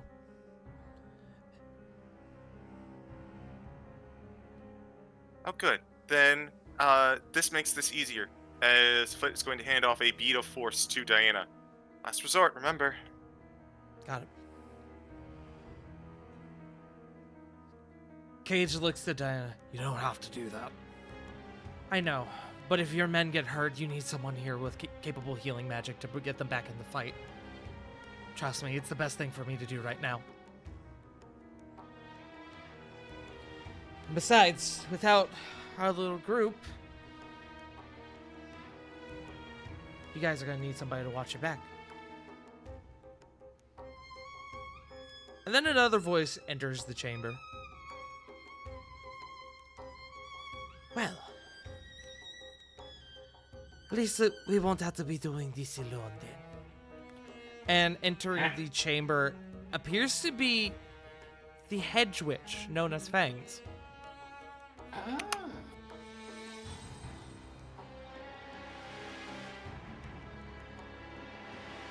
Why does Hedgewitch? Flit will look on over to Fangs and give an approving nod and wave, and she's just gonna kind of go over. We really need to stop meeting like this. I agree. But better to meet on poor terms than to not meet at all. Good way of thinking about it. We found guess- her sneaking into our camp last night. Oh, you're pretty good at that. She's the one who let us know about the attack that was incoming.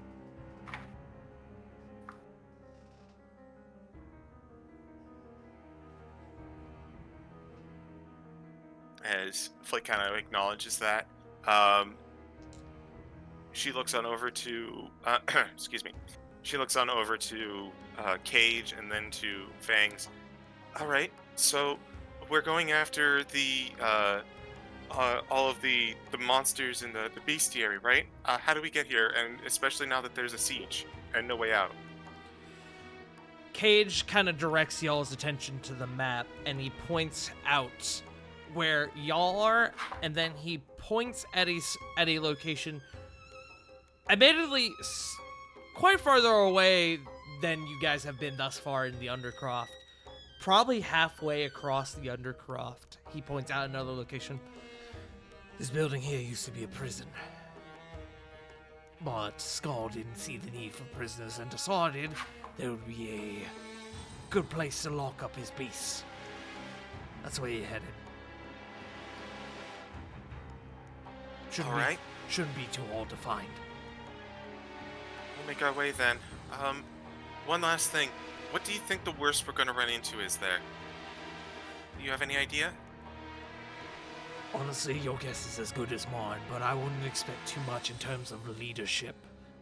Chances are he's trying to set up for the attack that's coming on in a few days, as well Okay. as trying to cement this attack right now.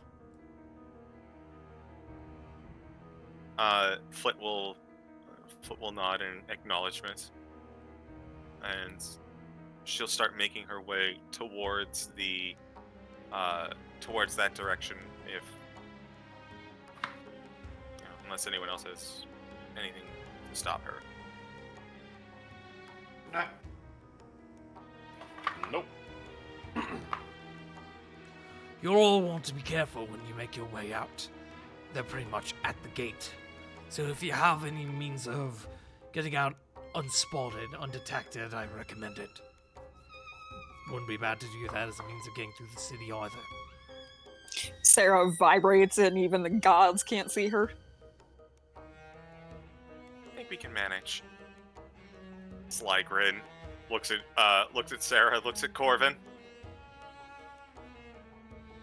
Blinks. Blinks, blinks. Alrighty then. Hopefully we'll still be here when you all get back. Just above confirmation. Uh-huh. When he showed us the map, there was a way for us to. He showed us a way to get there, or He pointed out sort of a general route, but it will ultimately be up to y'all to determine how you get there. For the sake of brevity, we won't worry about it. Okay. I'm gonna have y'all make a roll just to see how quickly you get there.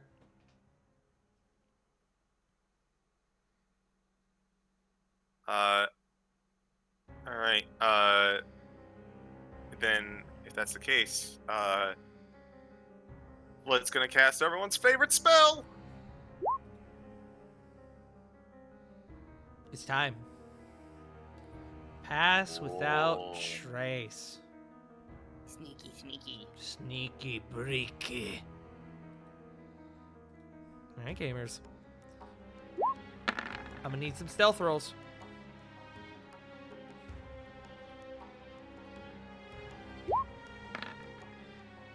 $39. Natural 20 to the tune of 38 with the 20. bonus. Damn. Soft 20. 25. I don't need a roll for Diana. She is staying behind. 32. And Ravon.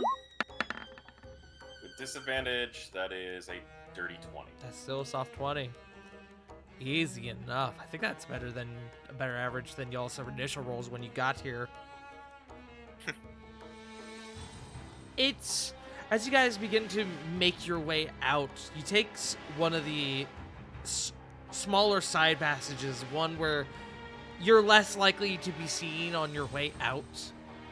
And you guys can see that there is just wave after wave of orcish blood standing on the outside of the mine, ready to assault it at any given moment. You guys are able to get by them without anyone noticing you. Stupid sexy stealth rolls. Hell yeah, they're sexy.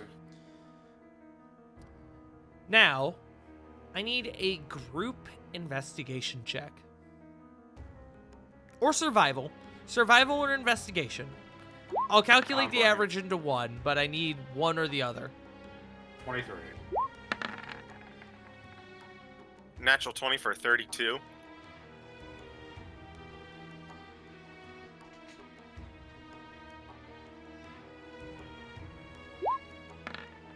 You said investigation or survival? Hey! Natural Oh. 20 for 22.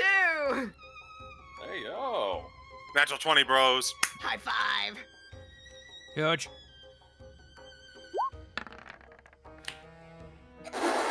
That's our third That's a nat natural 20 20. for 35. Yeah. That's Hey, our yo, Perfecta, baby!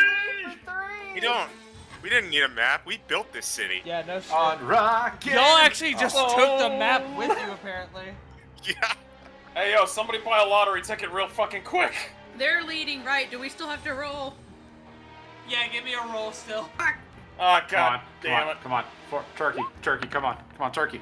Damn it. No, I ruined it. I'm sorry. 22. Nah, turkey. I believe a turkey's 3. 22 Yes. is still really fucking good. True. Turkey is 3. 14. Technically, we already got it. Yeah, turkey is 3. Yeah, that's Gobble. turkey. I don't know what 4 is. I don't know if there is I don't one. know what Flip wild It's shapes into quad. a turkey.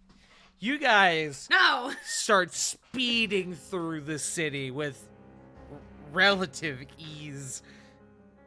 Damn, Fueled those are by some good war and rolls. adrenaline. You guys, We don't need coffee. you guys make your way east, deeper into parts of the city that you have yet to see thus far. But it's thankfully a lot of the buildings here stand out pretty well. It wasn't a high DC to begin with, but holy fuck, y'all. We brought our A game. You sure did. I'm glad that this is what y'all are.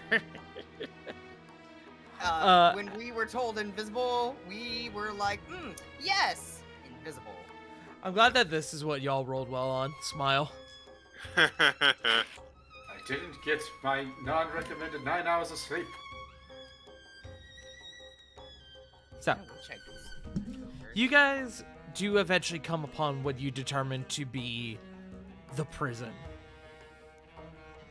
The prison specifically is named Grimforge. I almost said Cathedral. That's not the right word. Grimforge Penitentiary. Ooh. I'll give you all the spelling of that.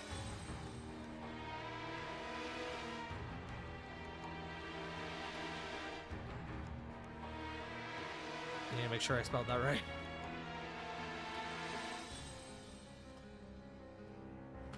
I did. Huge. I'm a genius. My brain is huge and my cock is massive. That's nice. But you guys are able to make your way there, and like Cage said, moving through the deeper aspects of the city,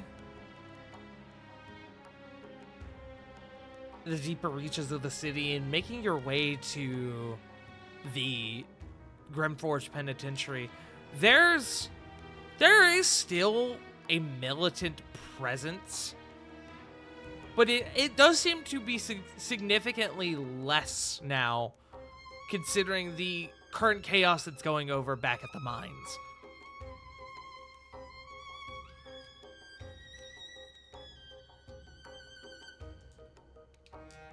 Thank goodness it seems to have thinned out. It's pretty big. Our first steps It is quite we're gonna sizable. Need to find a way in there. You guys could try the front door. Smile. True. Now let's complicate this. Is there like an open window or anything nearby? It's a penitentiary. Okay. Yeah.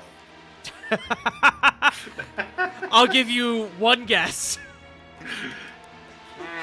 The warden's office is open.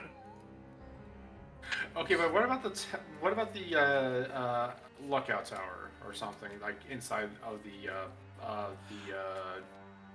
place? There is a detached lookout tower. It does not seem to... There are actually a couple, but none of them seem to be... Like I said, they do seem to be detached from the main building.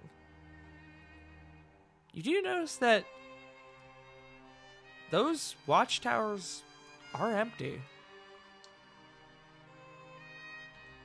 You determine that it's likely because they don't expect anyone to really make it here.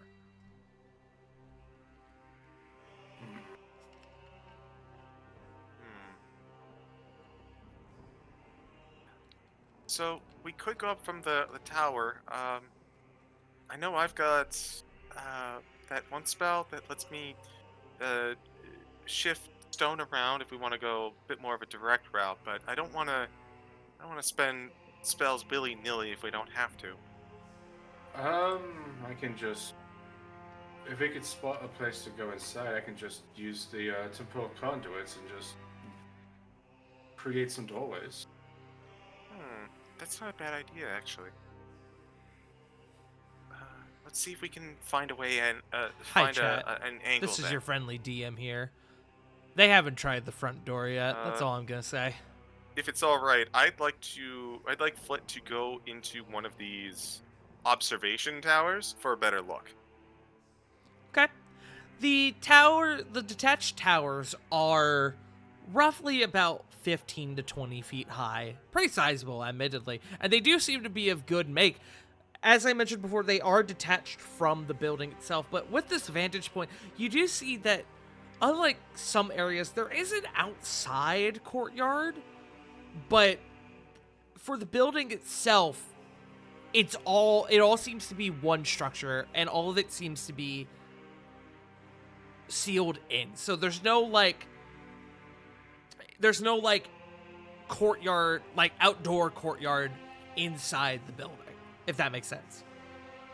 Yeah, it's not like square or O shape. There's no center. Yeah.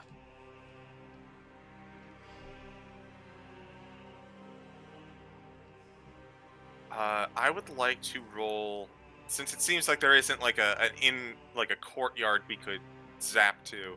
I'd like to see about rolling a perception check to maybe find one of the maybe not like a open window, but perhaps a boarded up or barred one that we could still slip a portal into. Sure. Make me a perception check.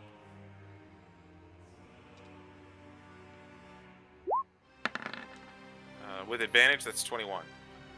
You do see that on the 3rd floor, there does seem to be... It doesn't really look like a busted open window or such. It looks like a section of the wall has been torn down and made into almost like a runway. You do recall mention that they do have aerial base mounts here. That's probably likely how they get them out. Gotcha. Flit's going to kind of like wave to Corvin to kind of come on up. Will do his best to get up there. Look, there's an opening there. They mentioned something about like aerial units, so that might be where they kind of come and go.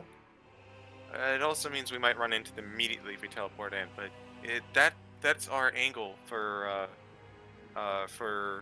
the temporal conduit. Yes. If it's all the same to you, I kind of want to try something else. Is there like a loose rock or anything like around? Like just like a pebble, just a rock on the floor? Yeah. Yeah. It's a mine. All right. Or it's Okay, underground, I should say. Well, yeah. Well, he would like to link the portals and throw like a small little pebble inside of it just to see if he can like hear any kind of commotion or hubbub. Honestly, as soon as you open the portal, you do hear... It doesn't sound immediate. It doesn't seem like it's in the immediate vicinity of the portal, but you do hear... Within a relative vicinity, what sounds like the... I won't say carnage, but it sounds like a zoo. You hear the roaring of lions. You hear the screeching of large birds, the barking of what you presume to be dogs or something similar. It's like a prison, but with animals. So, who wants to go first? He just looks towards everybody.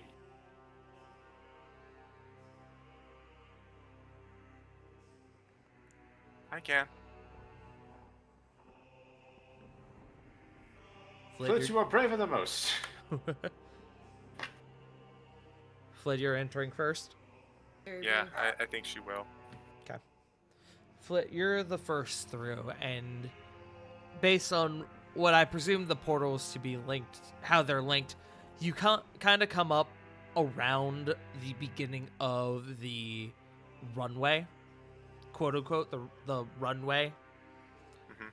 And you do immediately catch the whiff of animal and birds specifically. Like you ever like open up like a guinea pig cage and you take a big old whiff of the inside, or a bird cage? No, but I can imagine. Yeah, Not pleasant. a barn would suffice. Yeah, that I've had smelled. Yeah, it's like that. The chamber you're in is mostly made of wood. Again, it seems to be a built-on addition to this building, but you do kind of, looking a bit further in, you do see what appears to be a stone hallway. One of relative size. It looks like they've torn open one of the walls as well, presumably to give the mounts that they bring this way more room to move around.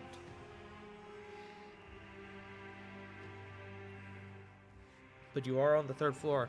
Go ahead and make me another perception check. We'll perceive.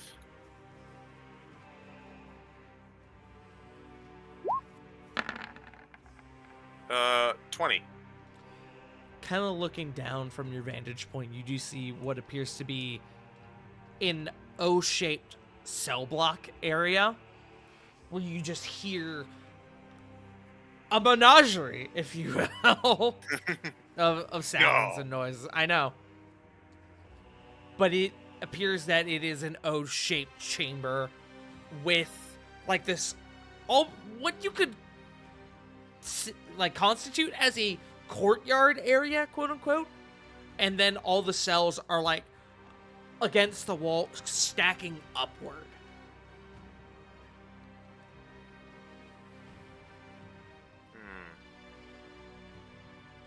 So it's like it's kind of like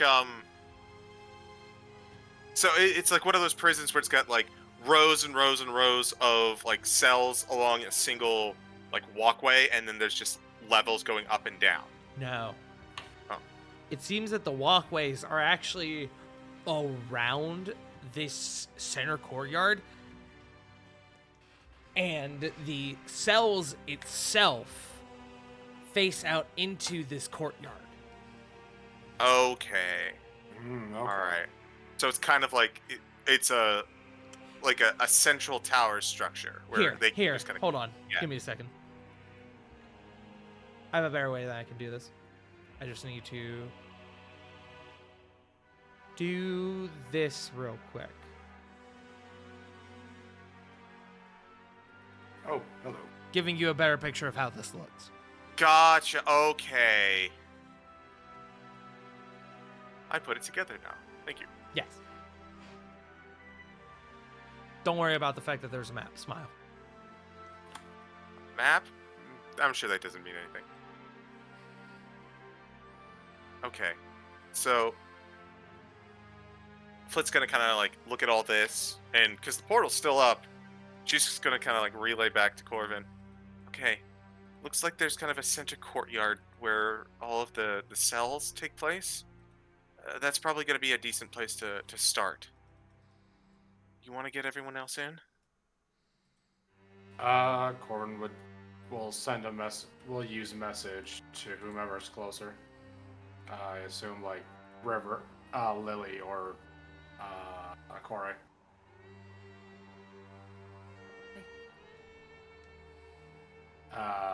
Just you just get a message in the back of your head. All right, Flit scouted. She says it's reasonably clear. We can all progress forward now. Just come towards the tower. Will do. Speedy, but sneakily.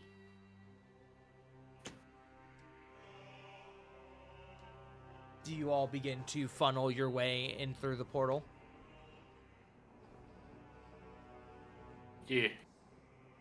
Unless Yes. someone objects.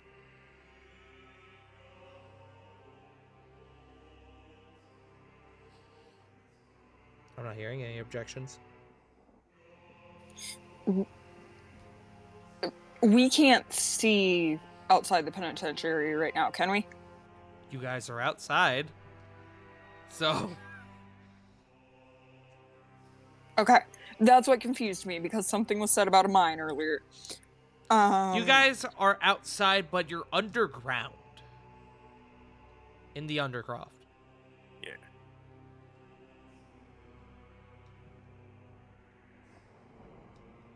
So you're So outside, in quotes. okay. Would it be possible to see if anyone is coming towards the penitentiary then? Like to come get mounts? Doesn't seem to be at the moment. There are some patrols that are passing by, but none heading directly for the penitentiary at the moment. Y'all don't know how long that will last, though.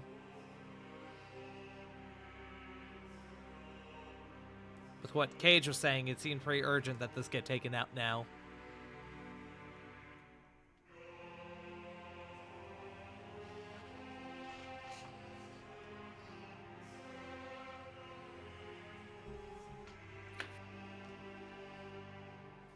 Okay.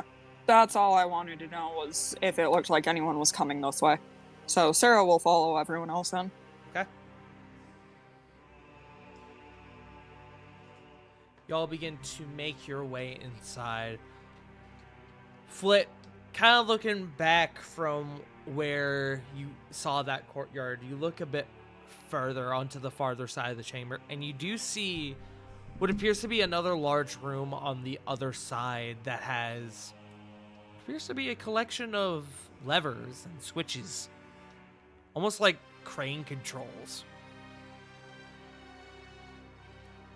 Okay, some sort of control-y thing in kind of a panel shape. Could I do like a investigation to see if I could find? Actually, can I do like an investigation to see if there's like some sort of like manual or anything? Not at this distance. Y'all would have to make your way over there. Oh, apologies. I thought we were already there. No. Flip You will guys start are heading that way. at this current rate as far from it as you could possibly be. Yeah, Corbin would probably cautiously progress while checking for any kind of like trap or anything anything like that. Okay. It is on the first floor. You guys are on the third floor. You could find a staircase and descend downward if you wish to make your way there. Or if you have any ways to just touch down onto the first floor, either via flight or other means, featherfall, you could do that as well. I've got How my far- broom. How far was it again? Let me pull up my map again. Sorry, I swear I'm paying attention. It's just No, you're good. I had a couple of wires crossed when it comes to the space and everything. No, it's all good. So the main chamber in itself is roughly 130 feet across. Okay. And then there is the added dimensions of it being on the first floor, you guys being on the third floor. So we'll just say, for the sake of long ways plus up ways, roughly 160, 65 feet. Okay.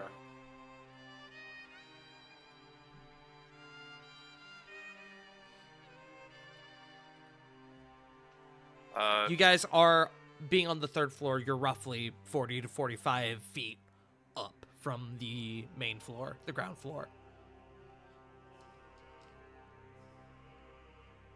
Unless anyone stops her, Flit will just take her broom straight down. Is anyone stopping Seeing her? what it costs to pull up my constellation. I believe it's just key point. Cool. Summon the dragon constellation and just zoom out the. Okay. Following I was Flit gonna- down. Yep. I think if it's the dragon one, that's a wild check. Yes, correct. Not a key point. I'm thinking of your monk stuff. I'm mixing up your monk and druid stuff. God, it's begun. Yes, it would be a wild shape to do that. Which you could still do if you wanted. If anything, you're prepared if something goes down. Yeah. Just clarifying what the action economy for that is. Yeah, thank you. I would like to cast Fly on Ravon and into his back.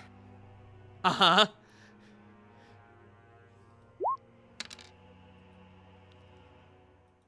Is that All right, wheel? fuckers. Is that wheel or woke, or Whoa!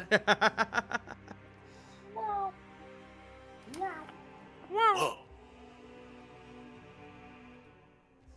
Whoa, boy, you guys are in fucking trouble. How are Sarah and Lily getting down, as it seems like the rest of your group is going downwards? You said it's roughly, what, 45 feet up? Mm-hmm. Could I argue a dex or an acrobatics check to jump without getting hurt? Not at this height. You could roll one to take less damage, but not to nullify it.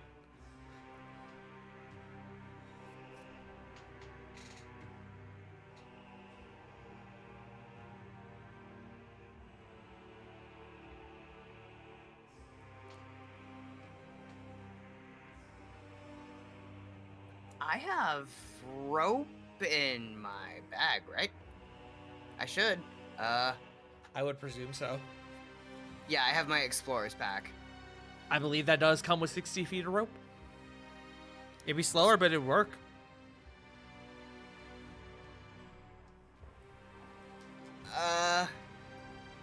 Could I argue to take? Uh-huh. Go I was gonna on. see if I could argue to go faster because Lily. Like grip, My grip dex the is rope every now and 20. again, but slide. Speed slide. Yeah, like they do from like the free falling from the top of rock climbing shit. You're gonna want to use a word that's not free fall. I'm gonna be honest with you. Repelling. Repel, that word. Okay. I couldn't think of it. You could use a lot of words when talking to your DM. Free fall is not one you want to use. I was actually about to ask if there's room on Aerovan. I'd say Rovan could take someone else, but only one other person. Corey could take someone too if they want. See, if I hadn't jumped out, can I retcon that and just take her with me? Take Lily with you? That'd be fine. Yes. Cool. Take me with you. And then if Sarah allows it, Rovan could Take likely me carry higher. Sarah as well. Yeah, that'd be fine. Okay. You all descend downward onto the ground level. Your feet touch as you feel the stone underneath your boots. And as you kind of begin to get deeper into this courtyard, I won't say your presence becomes known, but you do see that there seems to be a bit more attention on y'all as the quite large variety of beasts and monstrosities behind these cells do seem to take notice of your group and begin to make, rather than just making noises, make slightly more intense noises at you guys. Much like an animal would do if it saw prey and it was hungry. On.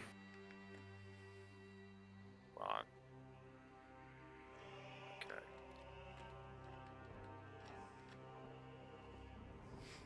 I'm gonna do something that's very bad, but also feels like it kind of needs to happen. I love this already.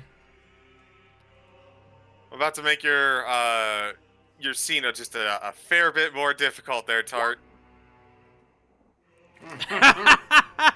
Oh God. I have to. Uh-huh. I'm not saying anything to them yet, but I just kind of want to get a vibe. I mean, I know what they're doing, but it's kind of like if they drop any relevant info while they're clamoring. That makes sense. Some of the animalistic calls do not change, as not all of them are beasts. But the ones that are, you do begin to hear voices in the chaos. You hear voices demanding food. You hear voices demanding freedom. You hear some that are like, hey, those are people. People are food, probably. You hear some that are specifically directed at y'all, as they are war mounts. They are trained to attack people like you. So you do hear some that are like, oh, I'm gonna fucking get you. You're fucked. You're fucked. It's like being at a party now. It doesn't sound good. Yeah. Does Flit have ADHD by chance? Surprisingly, no. Okay. It still doesn't sound great. Yeah. It's a lot. Oh, well, I knew this was questionable, but I got that going for 10 minutes. But I believe we're on the first floor now. Yes. I presume Sarah, you... Go on. I'm sorry, you go first. No, you're going to want to go first. Okay. You said earlier that they're kind of clambering like animals looking for food. Yes. Even without speak with animals, would Sarah be able to determine that? Animal handling check.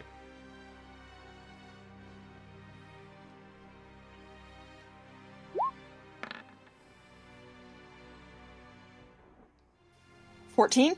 Yeah, you could reasonably come to that conclusion.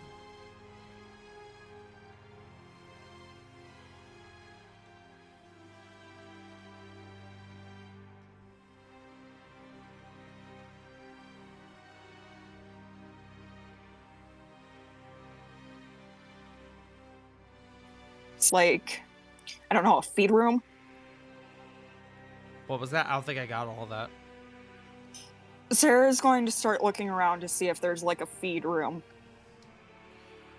From this immediate chamber, you're not really able to tell. You would have to start breaking off from the rest of the group to really explore.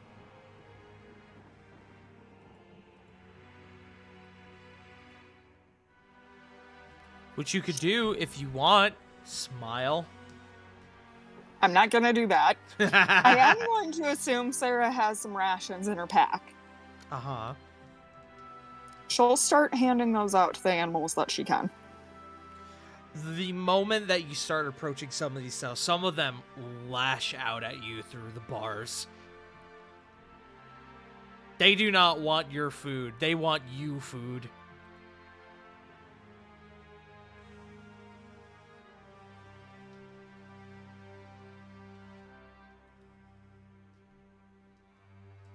Is Raven with?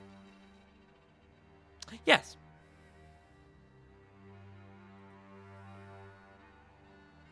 Raven would probably growl at them for that. Yeah, probably.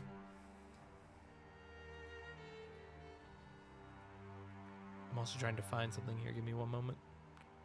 Where the fuck did I... Oh, that's where.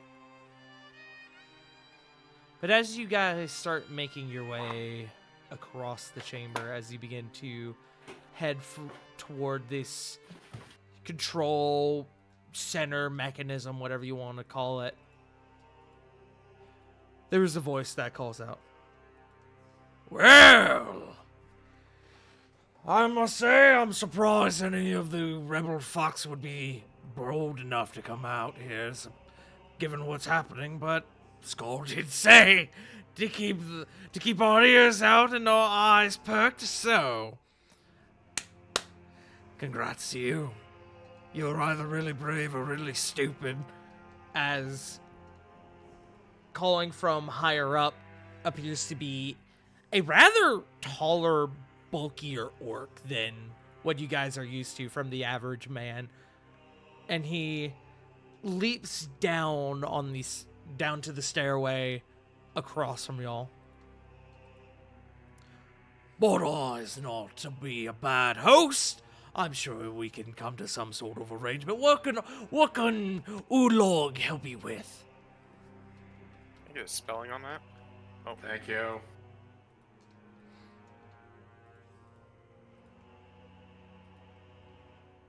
Flit and Korai, Hi. with y'all's passive perceptions, y'all can see that there are more troops on high beginning to encircle y'all. More sizable orcs like these. These are not normal orcs. These are bigger, bulkier, and their coloring They're is... on the juice! They're on the juice. Their coloring is more distinct than that you've seen before. What, more green or a different color? Their coloring is almost like it's more of like an orange color.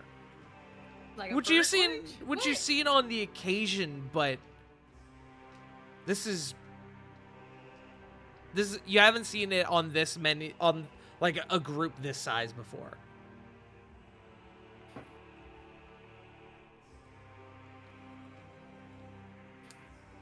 It's like a pale orange.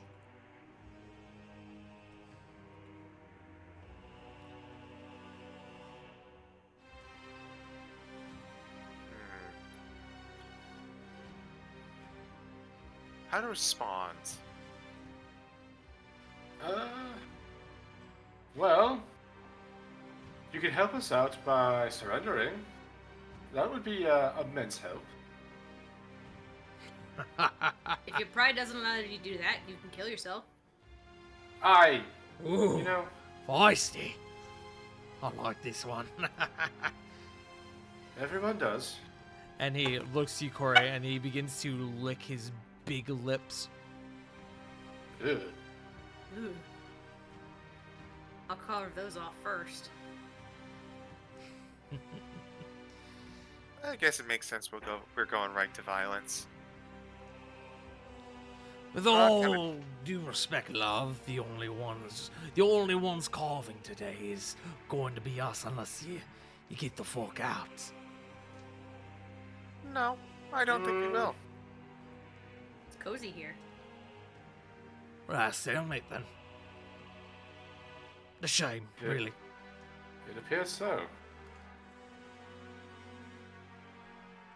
Well, no dawn like the present. Horse!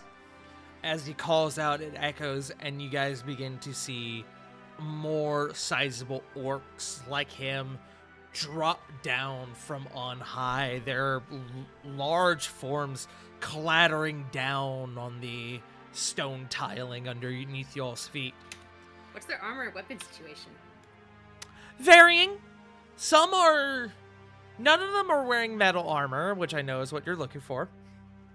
Eh. However, Accessories work too. they do have true. They do have a collection of it's like a mix between various metals and bone for weapons. They are mainly donning like leathers and furs though in terms of armor. Most of them are actually like going the fur route and have frankly exposed chests. But with that, I believe it's time to roll initiative. Let's go. Hello, friends. Yeah, boy. Ooh. I like this map. Give me one moment. You better like this map because it took me a lot of effort to try and fucking get it. Love you, Tart. We appreciate you, my I guy. appreciate the dog.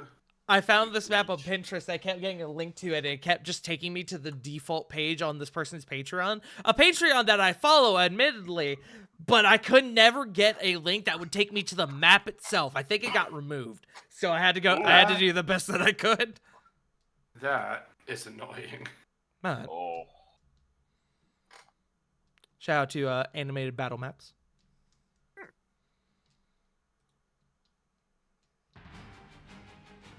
But Yeah. it's time for initiative. Go ahead and start rolling, my friends. I've already rolled some ahead of time for this. Or did I? Oh, I sure didn't. 22. Ooh. 23? Damn it, 13.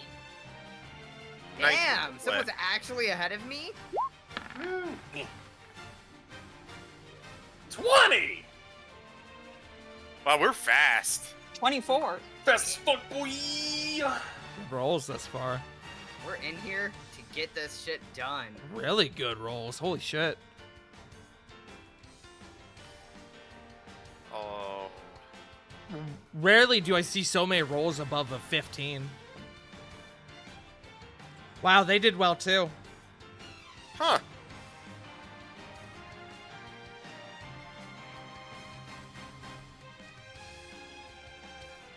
Too short.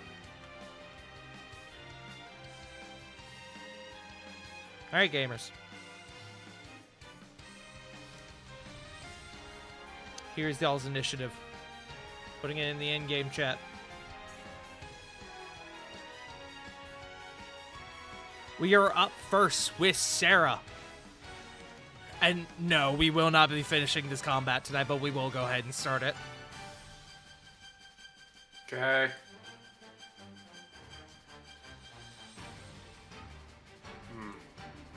You know what? I think I have this new spell I want to try. Mm-hmm.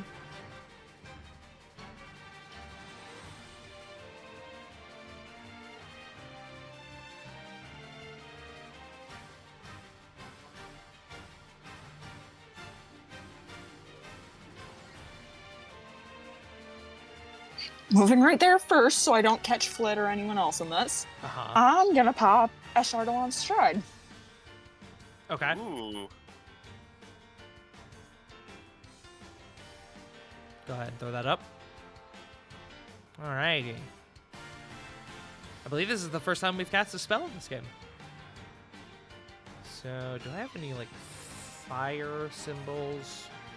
Not really. So I'll just do this. Movement speed increases by 20, and moving doesn't provoke op attacks. It is concentration, so let me add that. You move within 5 feet of a creature or an object that isn't being worn or carried. It takes 1d6 fire damage from your trail of heat. You can only damage once. It can only take this damage once during your turn. Okay. That is your act. That is your bonus action. Fuck me, I keep hitting my computer keybind.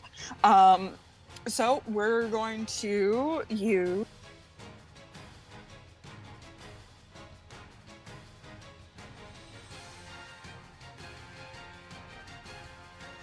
We're going to use my Silver Saber and take a swipe at this guy. Okay. First roll me a d6, because he will take the fire damage.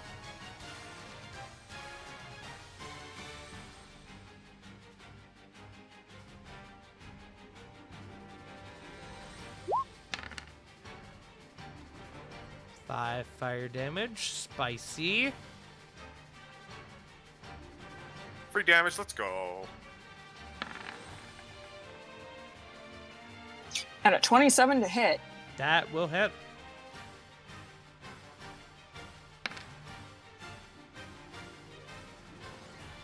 Okay, another 8 damage. Okay. You have a second attack?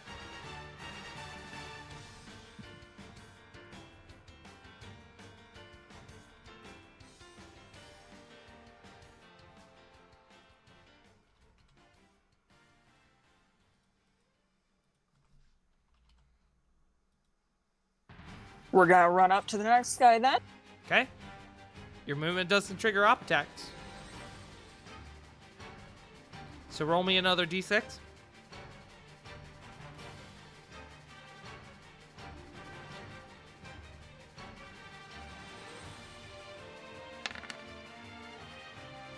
Okay, 1. Not a big deal. Damage is damage. Damage is damage. And another strike with the Silver Saber. Damage is a concentration save. Take a roll.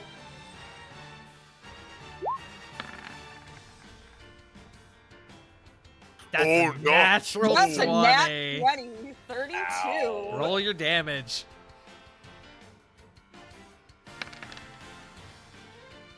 For 12. Not bad. Plus. That does She is- proc sneak, doesn't it? No, unfortunately. Unfortunately, it does not. Oh, damn it. She isn't around anybody, nor did she have advantage on the hit. Correct. Fair enough. Still nasty, though. So we'll back up 5 feet, which takes the rest of my turn and does not provoke an op attack. Correct. And that's my turn. Okay. Up next is Corvin. Lily is on deck. Okay. Let's play with some new toys, shall we? Alright, so it's everybody within that amount of range? Yes, okay. I just Nice. realized I forgot Raven. That's okay. We'll do that next. Can I assume they have an intelligence of 2 or higher? Yes. Sweet. Alright, so I'm just gonna ping the ones I want. Let's see here. This guy, this 2, 3, 4, 5, 6, 7, 8, 9, 10. All 10 of these fuckers hear just this screeching, high pitch, just wailing on Corbin's guitar as he actually goes into a very loud, piercing, and I'm gonna turn my mic down for this one. I can't touch it. Fuck. Hang on. Here, I'll just turn you down. Thank you.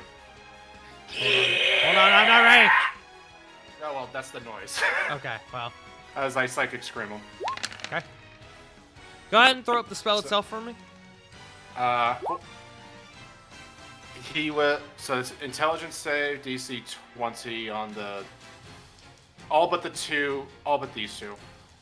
Okay. Intelligence saving throw. Okay. I'll make these individually. That's a pass, actually. Ooh. I'm gonna see how Smart many. boys. I'm gonna see how many we get. Hold on. So they get stunned if they fail. So I'm just gonna start doing these. So first one passes. Stun.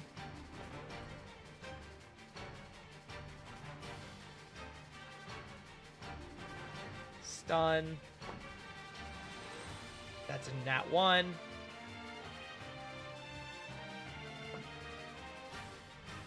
Oops. I'm gonna re-roll that because I knocked it over before I saw what it was. Okay, stun.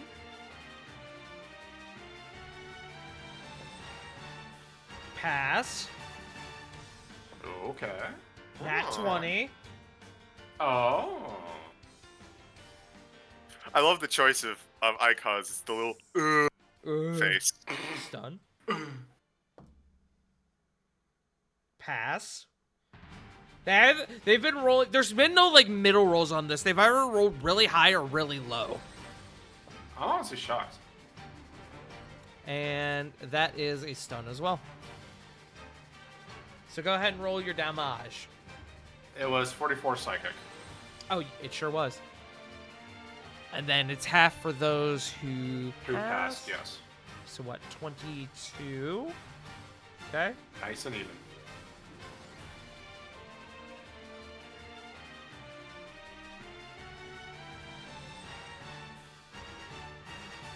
They can remake the saves on their turn. Okay. Alright. Now that I've bleeded out people's eardrums. Let's see here. Gonna do a bonus action and give Bardic Inspiration to Lily. And don't want to be here. So 5, 10, 15, 25. No. Are there any like decent like vantage points around? Down here, or is- unfortunately, no. Okay.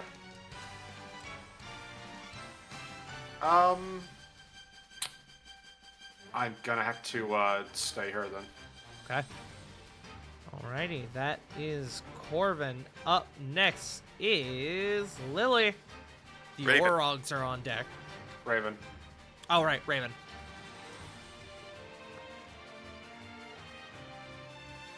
Raven will go for this guy that Sarah did not hit. Oop. I Hold on. can't move Raven. Hold on, I'm fixing it. There you go.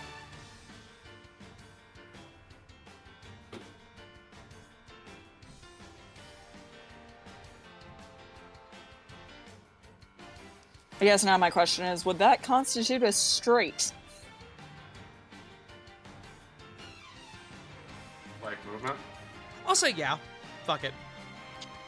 Cool! Raven gets to utilize her charge feature. Uh-huh.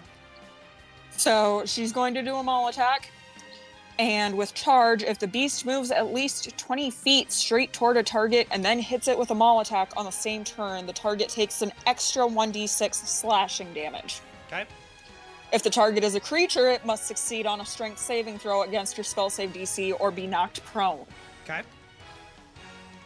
Roll the attack.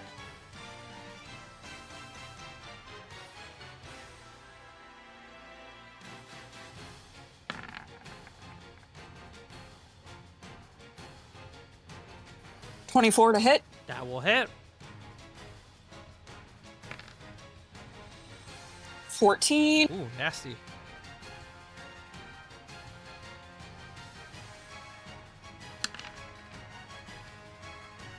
$18. Not bad. All right, and strength saving. What is your DC? 17. That's a 22. Yeah. Well, you win some, you lose some. Yes. Still nice damage, though. Alrighty. Now it goes to Lily. It's me. That is you. All right. 5, 10, 15, 20. Go there. Lily's gonna stab. Stab him. Stab, stab. Go ahead and just roll all 3 of your attacks. Okay.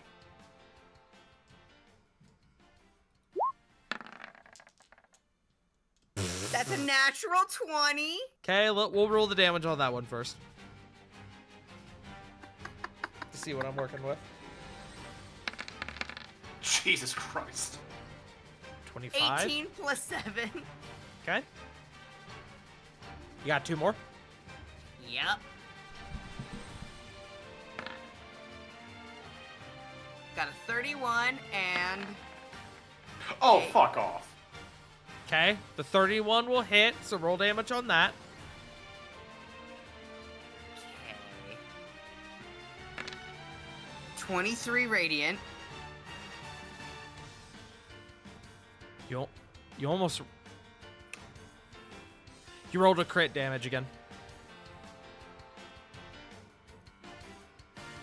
Did I? You did. I clicked Yeah, that wait. second one. No, you didn't. I lied. Sorry. You just rolled almost max on that one. It's really good. Yeah. Yeah. Yeah. Okay. Now I need a severity roll. Roll me a d20.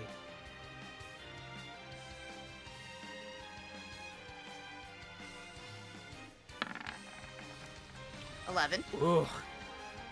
Just on the line. You just missed on that last one. This guy in front of you is already looking pretty rough. Is that your turn? That is my turn. Okay. It's the Orog's turn. I'll just go ahead and, for the sake of brevity, start rolling those saves.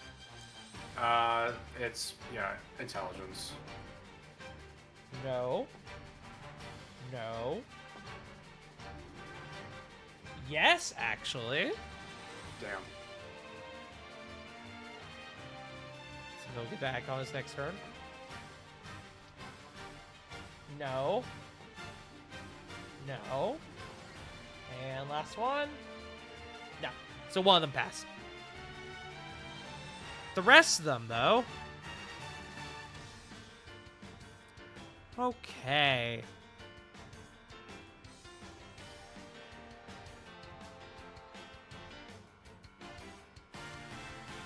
What action economy is that, though?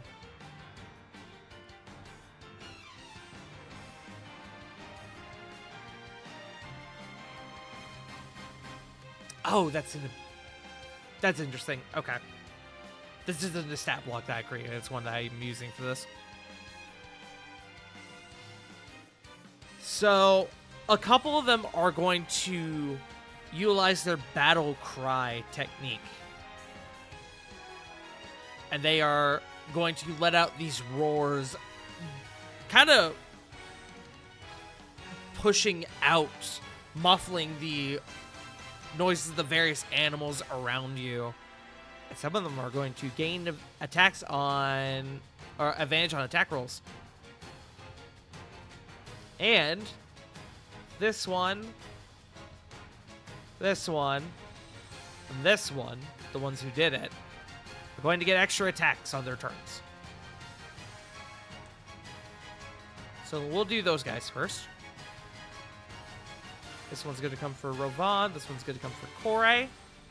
So we'll start with those guys. So these three specifically get 4 attacks. So we'll start with Lily. Each of these attacks has advantage.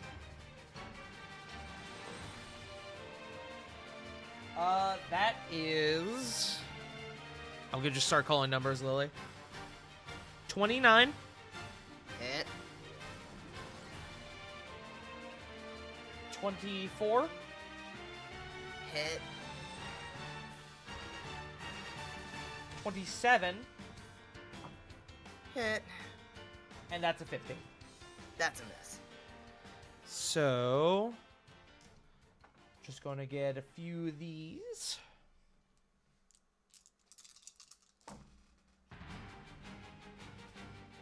Lily, you are going to take total... Sorry, I'm doing some math. 36 slashing damage. And... is that 4 or 1? That's a 4. And 7 fire. So 43 damage total. No, because the fire is reduced. Yep. So 39, I believe. What did I say before? 36 on the slashing? I think so. Nobody's telling me I'm wrong, so we're going to say it's I 39. think so. Yeah. So that is for Lily. Up next is Rovan.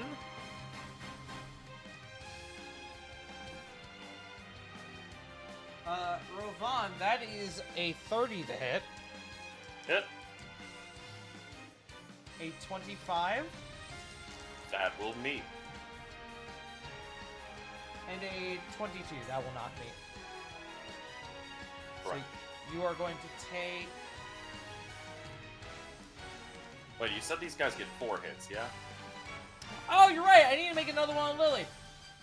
No, wait. No, sorry. I thought one on me. I did roll 4 on Lily, I believe. Yeah, 1 on me. So...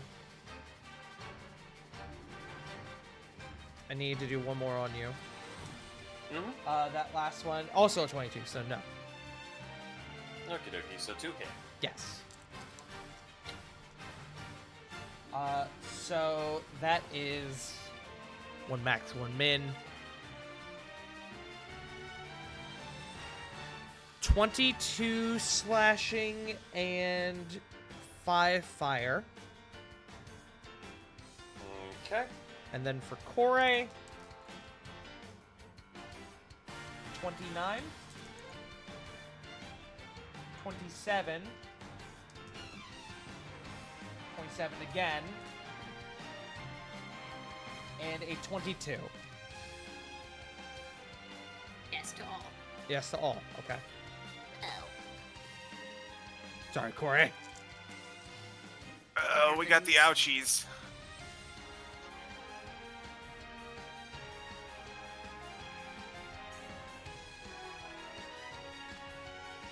Kore, that is 47 slashing. Are you reaching me, you fuck? 47 slashing. And 10 fire.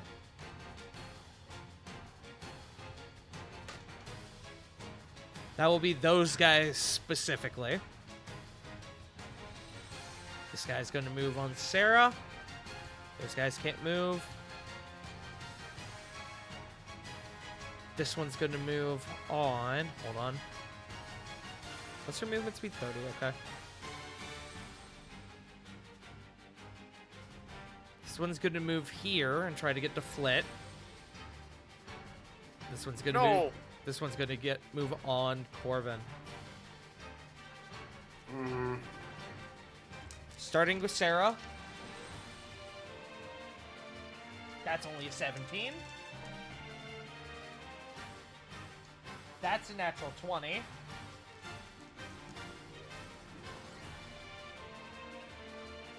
That's a 21. And That go ahead. that hits. The 21 hits. Okay. So I'll just be rolling these.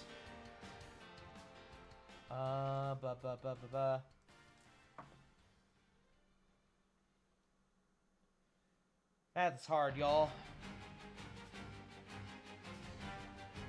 Oh wow, that worked out perfectly.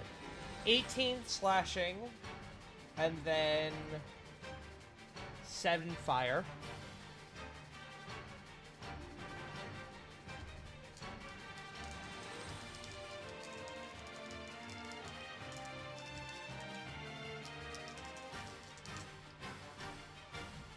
Wait, how much did I say for slashing? 18. I meant 28, I'm sorry. My brain is not braining. Fuck. So I will need, I believe it's 2, I hit you with 2, I believe. So I need 2 concentration checks. That's just a D20, right? Is a constitution save.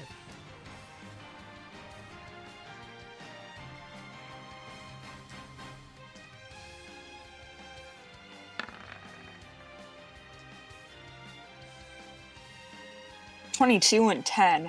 Okay. Those do pass, so you're good.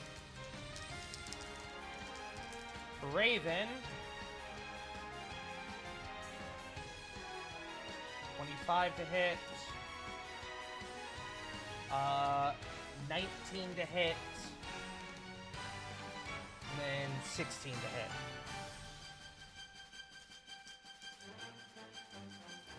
What were they again? Does the 16 hit Raven? No, she has an AC of 21. AC of 21. So, I believe just one of those hits then. So... 11 slashing, 2 fire to Raven.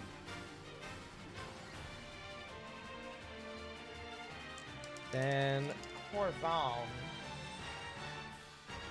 Miss. 22. Maybe. Natural 20.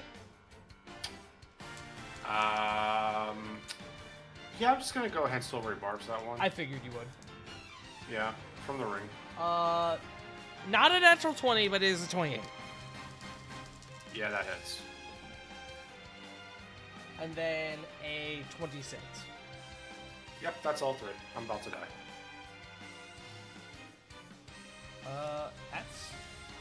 That's not super high on the rolls there.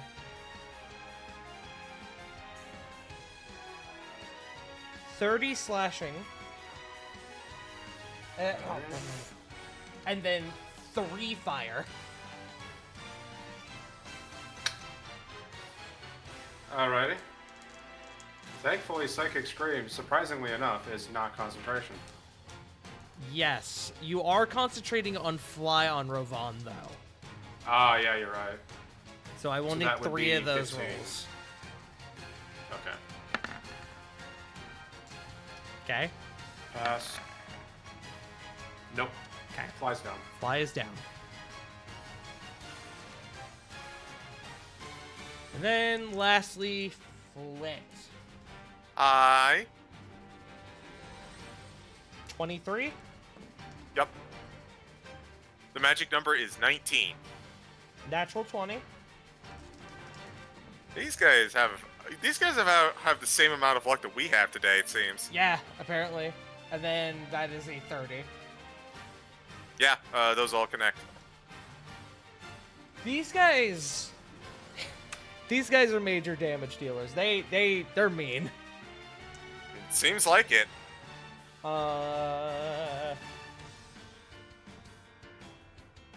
31 slashing. 5 fire to flip. Okay. And after that, a very lengthy turn, which could have been way longer. Thank you, Corvin. No problem, bro. You hear... We go to the layer actions. You hear the sound of mechanics swirling as one who was previously out of sight takes control behind the panel and pulls a lever. I need to roll something. Okay. As he pulls this lever, you hear the sound of cranks as one of the portcullises for these chambers lifts up. And a giant hyena finds its way into combat.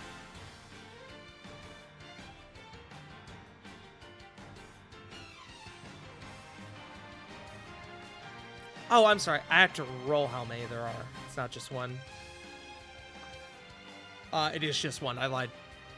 Yeah, keep things simple. Yeah.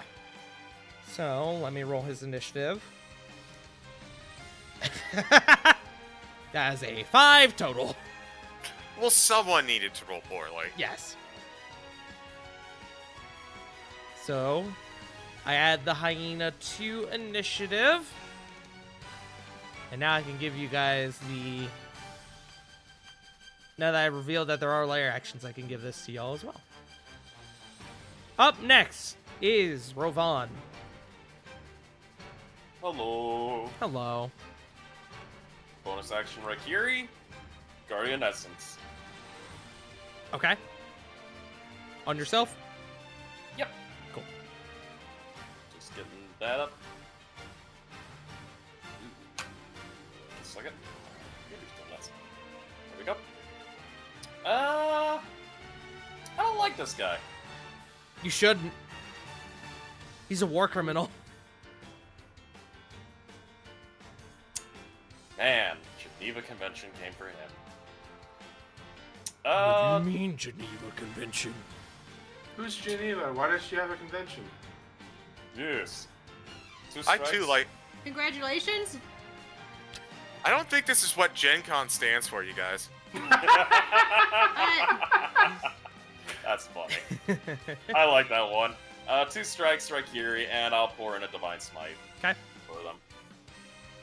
What level? And just one. Just one? Okay. Yeah, they're not that important. They're not that important. That's a 23.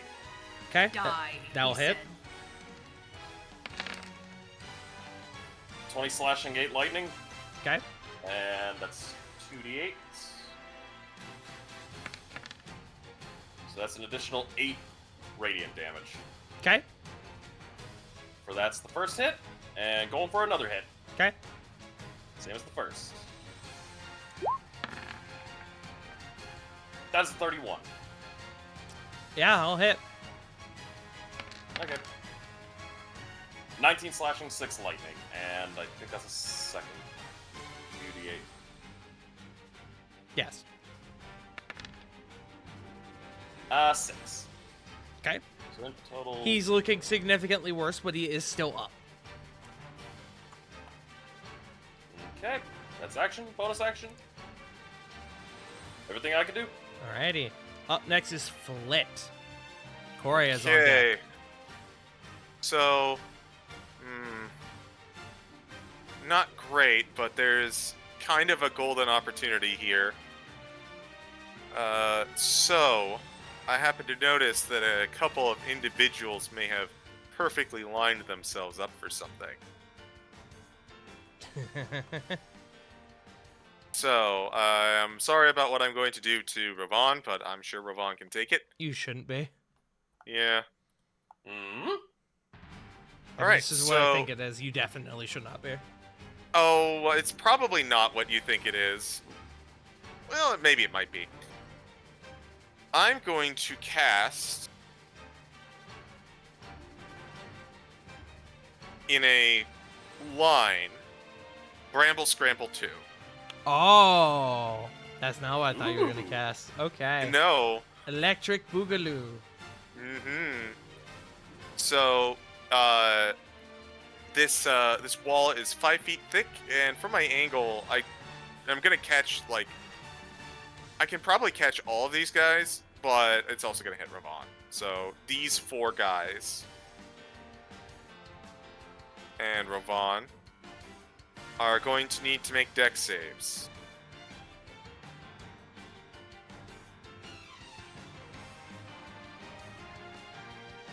Dex save. Hold on, I'm trying to do this. Not wanting to stretch properly. Expand. I'm the good child. I can hold off on playing with my new toys. I cast instant Brazilian wax. You fucking what, mate?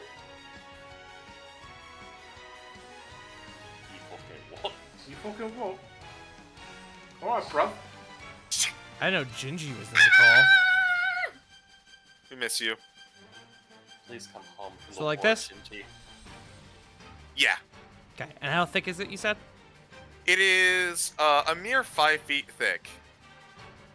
Just gotta do this then. Wow, Ravon's right in the middle of it, huh? Yeah, unfortunately he is. So dex save, you said? Yes, dex saves for everyone. Oh no!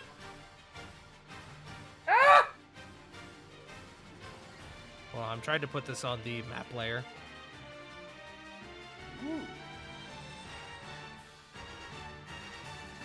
God damn it. Boom. Now it can't be messed with. Okay. Oh. Dex saves. There are 4 of them. I have 4 d20s. Wow. Hey, would you believe not a single die was above a 10? Oh. I'm not even going to look at the modifier. And I need a dex save from Ravon. You got it, Chief.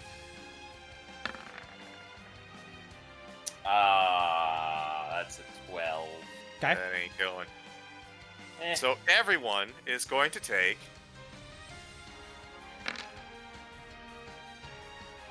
35 piercing damage. Okay. Nice roll. That was a nice roll. Hey, Flit. Yeah. And God, I'm going to have the Stone's Endurance and Rekiri thing pop off. Okay. Because, owie! Yeah. Yeah. One of them is consumed by the brambles and does perish. Haha. Ah! Because he is ensnared in it like barbed wire. Wow, those were Appropriate. really good rolls for you. Holy fuck. I'm not gonna complain. That's 20 what was the total damage? So it was 35 minus 20, so you take 15. Woo! That was Hooray! really good rolls for you. Holy fuck. Thank you. Also, good job, Flip. Yee. Is that your turn, Flit? No, I have a bonus action. And You I'm sure going do. to use it. I'm going to use it to wild shape. Uh-huh. Oh. Into. I believe in this particular instance, a giant crocodile would fit pretty well.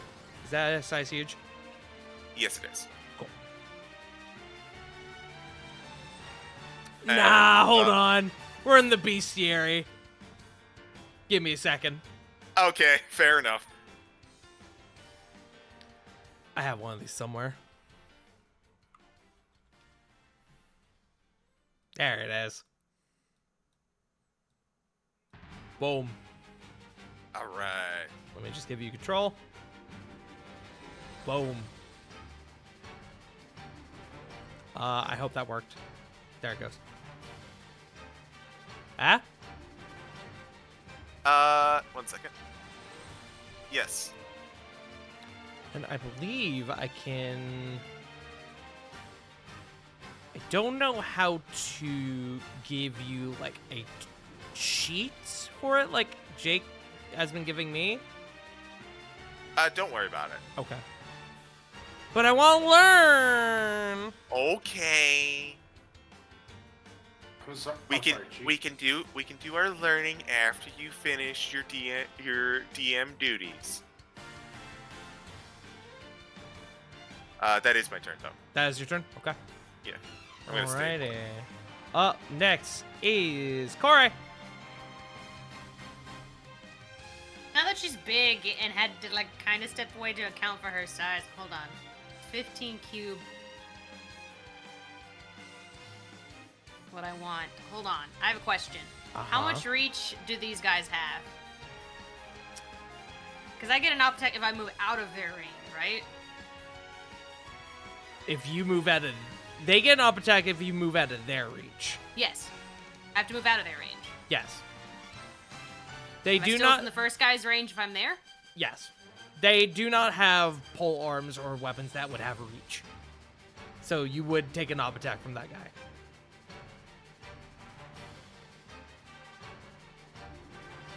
Damn it. Sorry, friend. Corbin. What I wanted to do might hurt Corbin. How are you on con saves, buddy? Do what you gotta do. Don't Are you worry sure? I about want it. a 4th level Thunder Don't. Wave. That's verbal consent. You heard it. You heard it! Listen, I'm just saying. That guy's people in a wall. Can he run? I'm just saying, people will be more upset if Corey dies than Corbin. Damn. Incorrect. I actually have to check something. Wait, Hold I'm on. flying. Can I go over them and do it? Actually, yeah. What's the I bet range? you could. I bet you could. Throw up Thunderwave for me. 15-foot cube off, originating from me. So I could go like half the distance. You would take op attacks getting to that range, though. Damn it. Sorry. Had to be fair. Theoretically, though, you could set it up in a way to where you catch the 3 of them, and because of the way diagonals work, you would not catch Corvin. It is up to you, though. Sure. Am Like I I'm sure? I'm the forgetting now. DM. I I'm never know. sure. We got his consent. You did get verbal consent. Let's go. So add 3D, add 3. That's on a con save. So you are going up? Yes. Okay.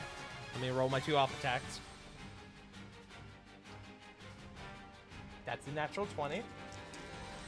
Oh no. That's a 25. Yeah.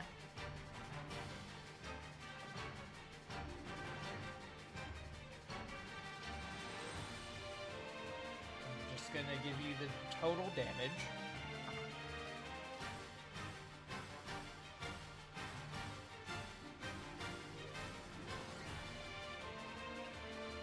$31 slashing, 10 fire again. How? How you This looking, was not Corey? wise. This is not wise, but I'm still going. The risk was calculated, but man, are you bad at math?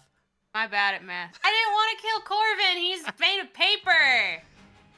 On the plus side, now that you are moving out, you might be able to catch 3 guys in this. Correct. Wait, it's a cube. Yes. Mm-hmm. Oh, wait, hold on. I was thinking it was a radius, not a cube. I said cute. You city.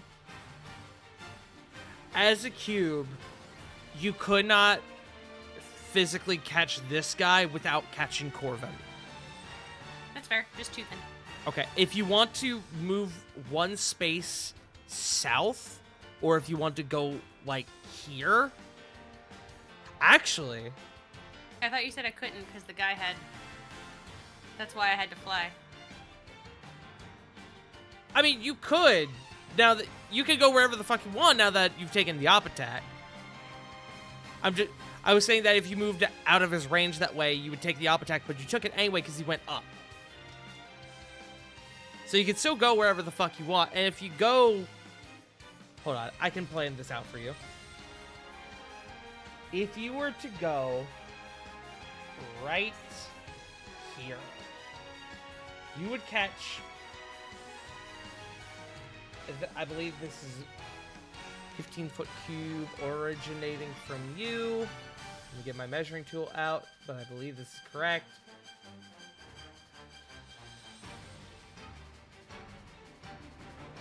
Damn it. Okay, one more. There you go. I'm helping you. You do that if you want. Or, even Sure. better, I believe you can do this. You can do either of those without catching Corbin. That works. The second one. The second one? Okay. So, 3 con saves. And, well, yeah, I was 3, going to say yeah. 3 from the orcs and then 1 from the boyo, the hyena. That is... What's your con save? What's that? 14, 16, and 26. For the orcs. Or the orogs. I think only one passes. 1... DC 18. Yes, correct. Wait, he's stunned. I don't think stun has any effect on con saves, right? Not con saves, no, just Okay.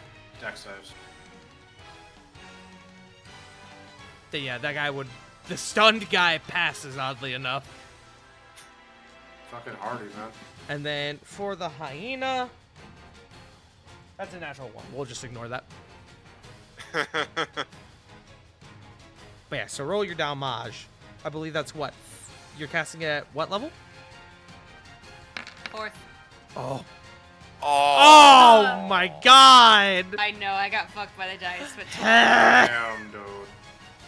it is what it is. It is what it is. Now Damage I'm up, is and now you're fucked. damage. Now I'm up, and you will regret it.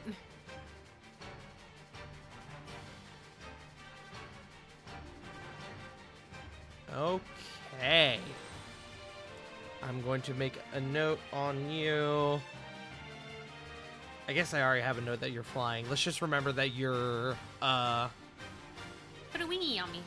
Oh, you already do have. got wingies. Oh, wing ding. Yes. But with that, as the end of the first round... Oh, wait, I had to do the hyena's turn. No, it's okay. You can skip. I could skip him. However, hear me out. I don't want to. Okay. Hello, Mr. Hyena. Well, he can't reach Kore. So he's going to go for the second closest threat, as a hyena would. He's going to go for the giant crocodile. What's your AC? Rawr. Flip? My AC is 19. That's a 19 exactly. All right, that hits. You take 7 piercing damage. All right. And that is the hyena's turn. Good moves from the hyena. As you can imagine, the hyena is not the threat here. Just imagining it just like bites latching onto Flit's leg with its tiny maw, and then the massive crocodile maw just slowly appears into frame. Yep. But with the stage set for this battle in the bestiary, that is where we will call a session, as we are way over time. I just now Yes. looked at the clock. Be gone. We'll just Speedrun outros. Yes, we'll just quickly send her around the horn. CG, go. Hi, I'm CG. Find me on D&D streams, Saved by the Spell, Burnout Vaughn, every other Saturday. Rascals and Ravnica every other Tuesday. This channel, Good Times. This game, obviously, every Sunday. Frost. Twitch, Twitter, jfrost747. Here every Sunday, Tuesday for D&D, Saturday, Burnout Vaughn's channel for D&D as well. DM there. Streaming Metal Gear Solid 1, Pokemon Emerald Nuzlocke, and River. You can find me at twitch.tv/wickedriver97, where I'm gonna be coming back probably real fucking soon. Let's go. Yeah. It's just trying to find time. You know what? We're gonna go to someone who hasn't gone in a hot minute. Sarah. I don't do streaming anymore, but you can check out the lovely Coffee Bean Kozguk. She is always doing charity streams at twitch.tv/Kozguk. Check her out, shill her, love her. That's all I got. Punk. Hi. I'm also have been taking a step away from streaming. Trying to go get some affairs in order, get some school done. But I'm most active on Blue Sky and Instagram. That's me. Joe. No hiding. I wasn't hiding. I was waiting. Hmm. What? Don't look at me like that. Hmm. Hey, YouTube, go ahead and like this video because, I mean, this was a fun session. I think so. I mean, hope everyone else thinks so. Also, subscribe to the Farting Tart YouTube channel because this man brings out a lot of cool videos. I mean, I believe the Pokemon Infinite Fusion Randomizer Nuzlocke has gone live not too long ago, so definitely check that out. Some fun fusions to be had and also fun times. And speaking of videos, go ahead and hit that hit that fucking bell to be alerted when he brings out a new video because you definitely want to go see that. Speaking of which, hey Tart. Hey. Go. It me. Hello. You've already found me. You know where to find me. That's kind of it. More extreme goodness this week. I don't have a proper schedule set up for this week yet. But be on the lookout tomorrow as I will have one. Yeah. I agree, Nug. My dog's here. But yeah, we gotta send it on over to someone. We're gonna go raid Jake, my roommate, who is currently doing map stuff. Jock. /LeJock. Go show him some love. Call him handsome. That's kind of it. We're back, gamers, after being away for a week. So Yes. tune in next week where you'll find the conclusion to this combat encounter here at twitch.tv/FartingTart, Sunday at 7:30 p.m. Eastern Standard Time. Thank you so much for being here. We love you all so very much. You are loved. You are valid. If no one's told you today, you fucking matter. We love you all, and we'll see you all next time. Bye-bye! See ya! Bye.